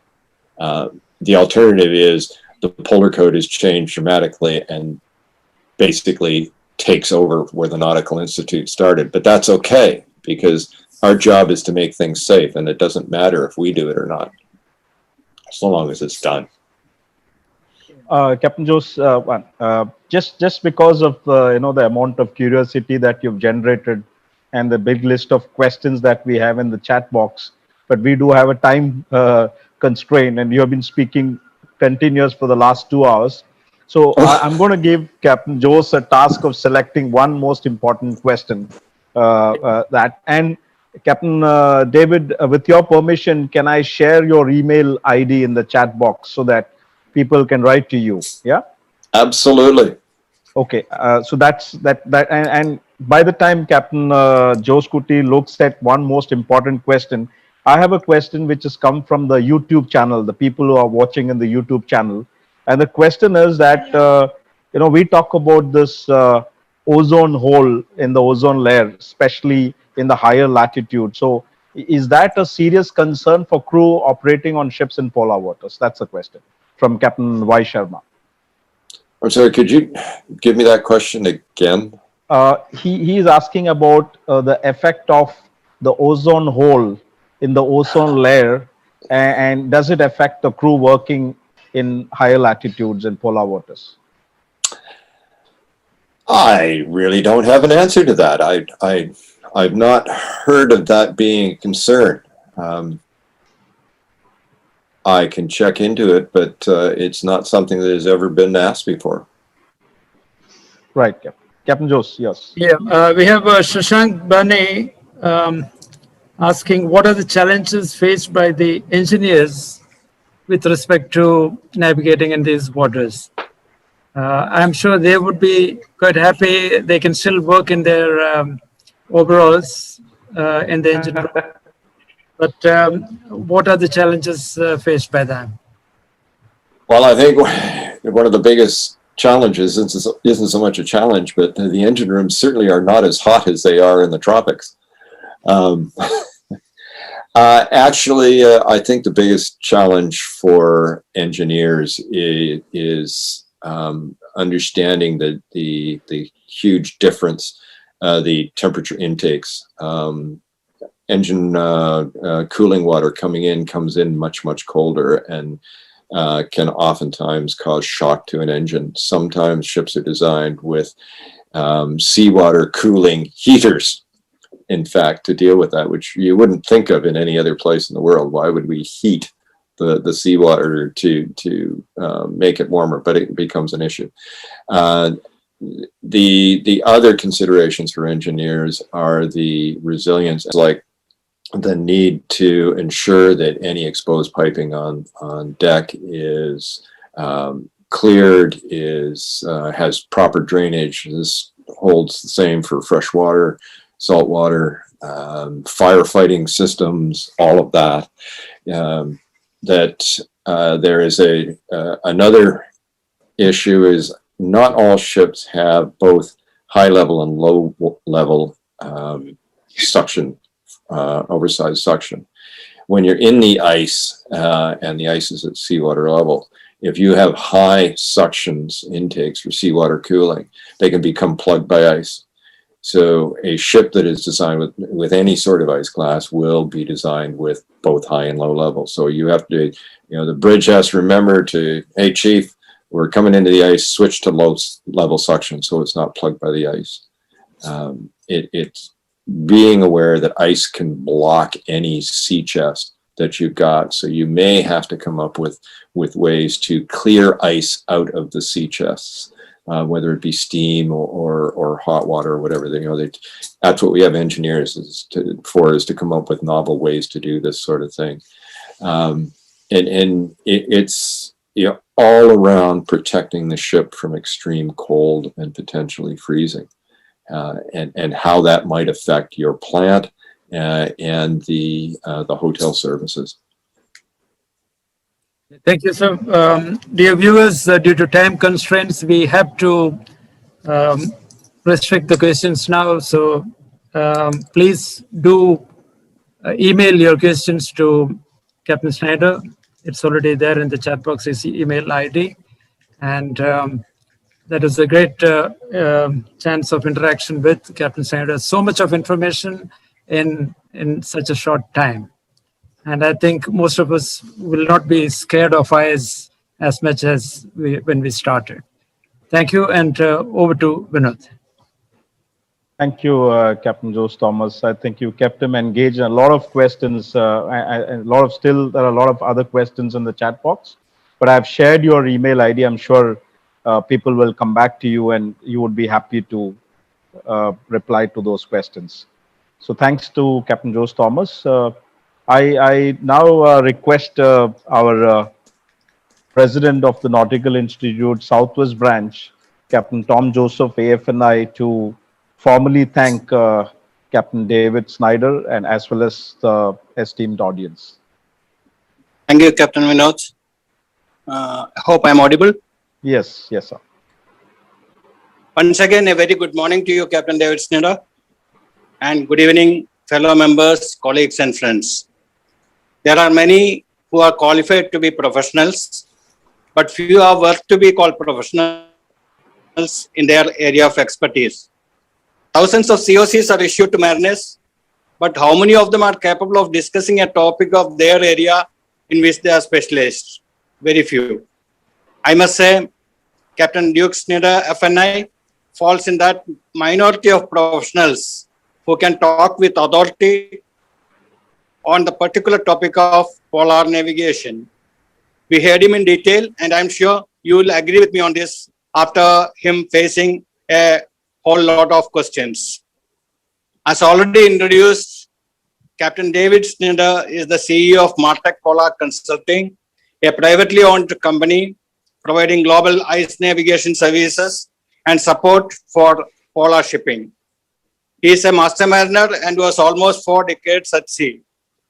Ironically, he draws parallels with me in that both of us were on board naval, coast guard, and commercial ships, except that I had never been in the polar regions. Those of you who are interested are requested to read the book Polar Ship Operations, authored by him and published by the Nautical Institute in 2012.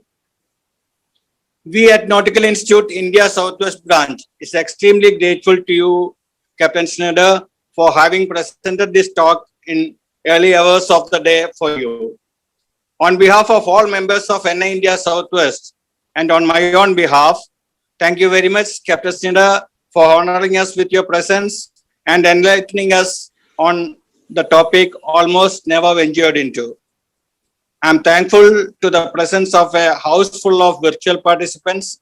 Particularly would like to mention Captain Krish, FNI, former President of NI, Captain Nish Vijay Kulatilaka, FNI, Vice President of NI London, joining from Colombo, Captain J.K. Thomas, FNI, former President of NI India Southwest, Captain Joseph Alapat, FNI, Vice President of NA India Southwest, Captain MP Basin of MSc Ship Management, Captain Philip Matthews of Seven Island Shipping, Captain Mohan Naik of Gas, Dr. K. Simon, Captain Devi Mundu, and members of various marine organizations. Let me also thank my colleagues, Captain John Menezes, FNI, former President of NA India Southwest, for introducing the guest speaker and welcoming the gathering, and Captain Naveen, Vinod Naveen, FNI, our secretary, for conducting this meet in his usual cool style.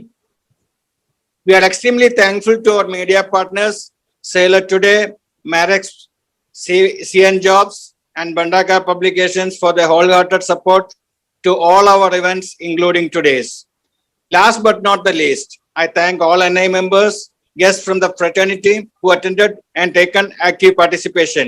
Only an apology that we couldn't organize to accommodate more than 100 participants. Sorry for that. If we had known that there would have been so many participants, we could have arranged it and we could have taken more participants. Thank you all. Thank you very much for the day. I wish Captain Snyder have a hearty breakfast and all others a sumptuous dinner. Thank you. Thank you, Captain Tom Joseph. Thanks to all of you who have attended. I can see that still we have about 55 people engaged. Those are the ones who are not left in search of ice. So I request one last request, just to turn on your cameras. You can unmute yourself. I would like to take the pictures of those who are not gone for ice. Yes. You may unmute yourself. I think you can unmute yourself. I can see Dr. Simon, we've been listening patiently for the last. Hello. Thank you very much, sir. Most welcome. I enjoyed very informative session. So, Captain Anantharaman, whereabouts are you now? We did our master's revalidation, 20 years ago? Correct. I'm attached to Sea Skills. Okay. Great to see you. Thank you. The same here. And also, I'm also very happy that I'm seeing Krishnamurthy, my old friend and colleague. Hey, we sailed together, Captain Anantharaman. Incredible. I'm the only guy growing older these days. Everyone looks young. Thank you so much. Nice to meet everybody. And Dr. Simon also. Duke. Association with Univan Training Institute in Kochi way back in 1999. Yes, of course, I do remember all that. Yeah, thank you so much, sir. Duke, you must be having a busy day ahead. I mean, how's it going for you today? Well, actually, I'm going to take it a little bit lighter. I've got some project work to do, and we've got a kitchen renovation going on. And with COVID, unfortunately, I'm stuck at home, working from home, and therefore must work on the kitchen renovation as well. So it is a little different. But certainly not the travel that we would normally have. We'd normally be finishing off Antarctic trips at this time of year, but most everything's been put on hold because of COVID. How about you? Oh, all doing fine. And actually, my apologies. I was given a time restriction to introduce you in 3 minutes. So that's a Herculean task. I did my best. Perhaps I really pleaded for 5, but you saw the question and answer session. So, and we have Mohan Naik with us, Hi, John. Of Dynagas in India. And in fact, it is because I attended a seminar of Dynagas and Dynacom that I put that particular, the training program to the Nautical Institute to Philip Wake, which eventually came to you. That helped a lot. Mohan? Absolutely. And Dynagas, you guys have been awesome on this, and the forefront of safety. I wish all the companies out there had the same sort of forefront thinking that Dynagas has had.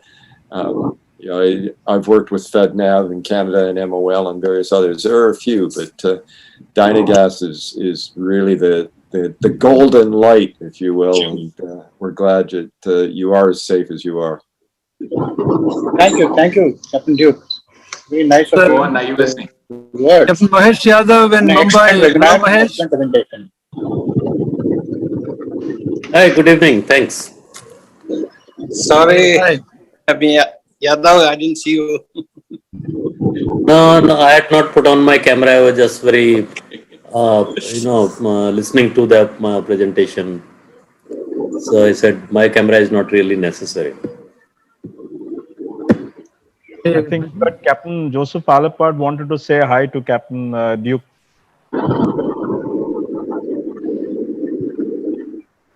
You're on mute, Captain Alapart. Yeah.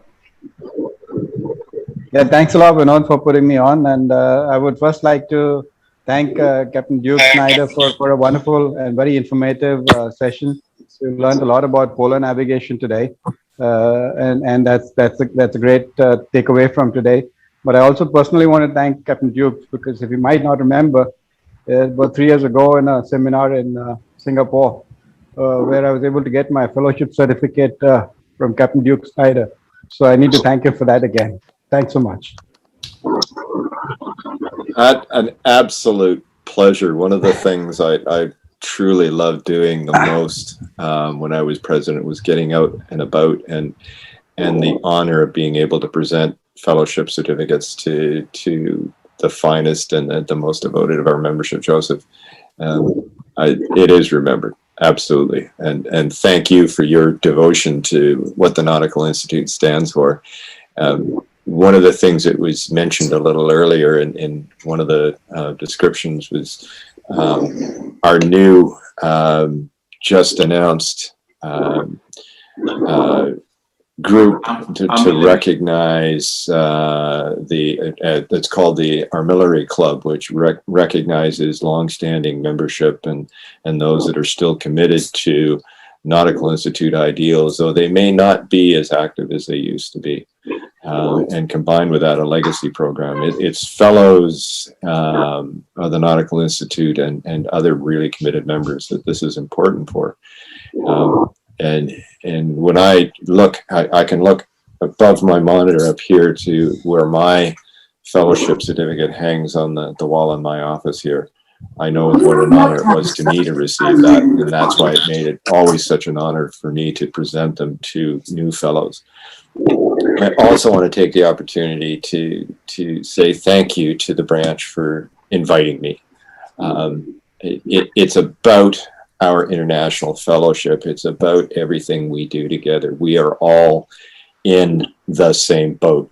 It's a bad pun, but we are all mariners in maritime industry. And, I've learned through my career that the value of Nautical Institute membership was the biggest part of making me a good mariner. And I learned from people like Krish and John and my other friends that are here tonight.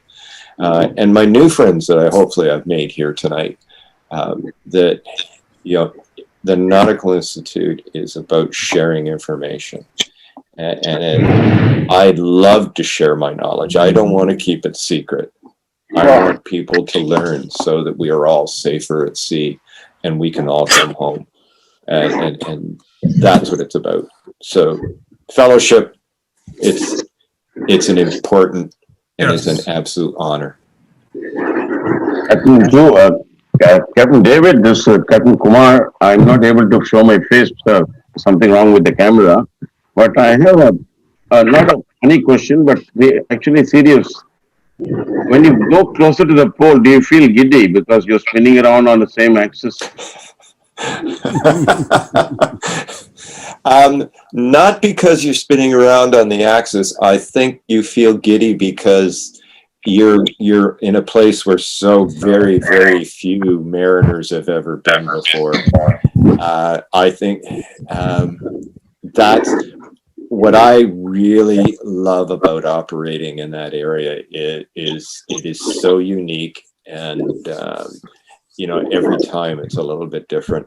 And if you get close, if you get to the pole, you can count in the hundreds of the people who have been there. So you're giddy from excitement, I think. Thank you, and fantastic presentation. Thank you. Learned a lot. Is Captain Alex Anthony, who is one of our CMMI members and was a marine law. Applicable. I wanted to know something. See, when you're making a passage on a meridian from a southern, say from a southern Thanks for region watching. See you to next time. Bye another for now. across the pole, then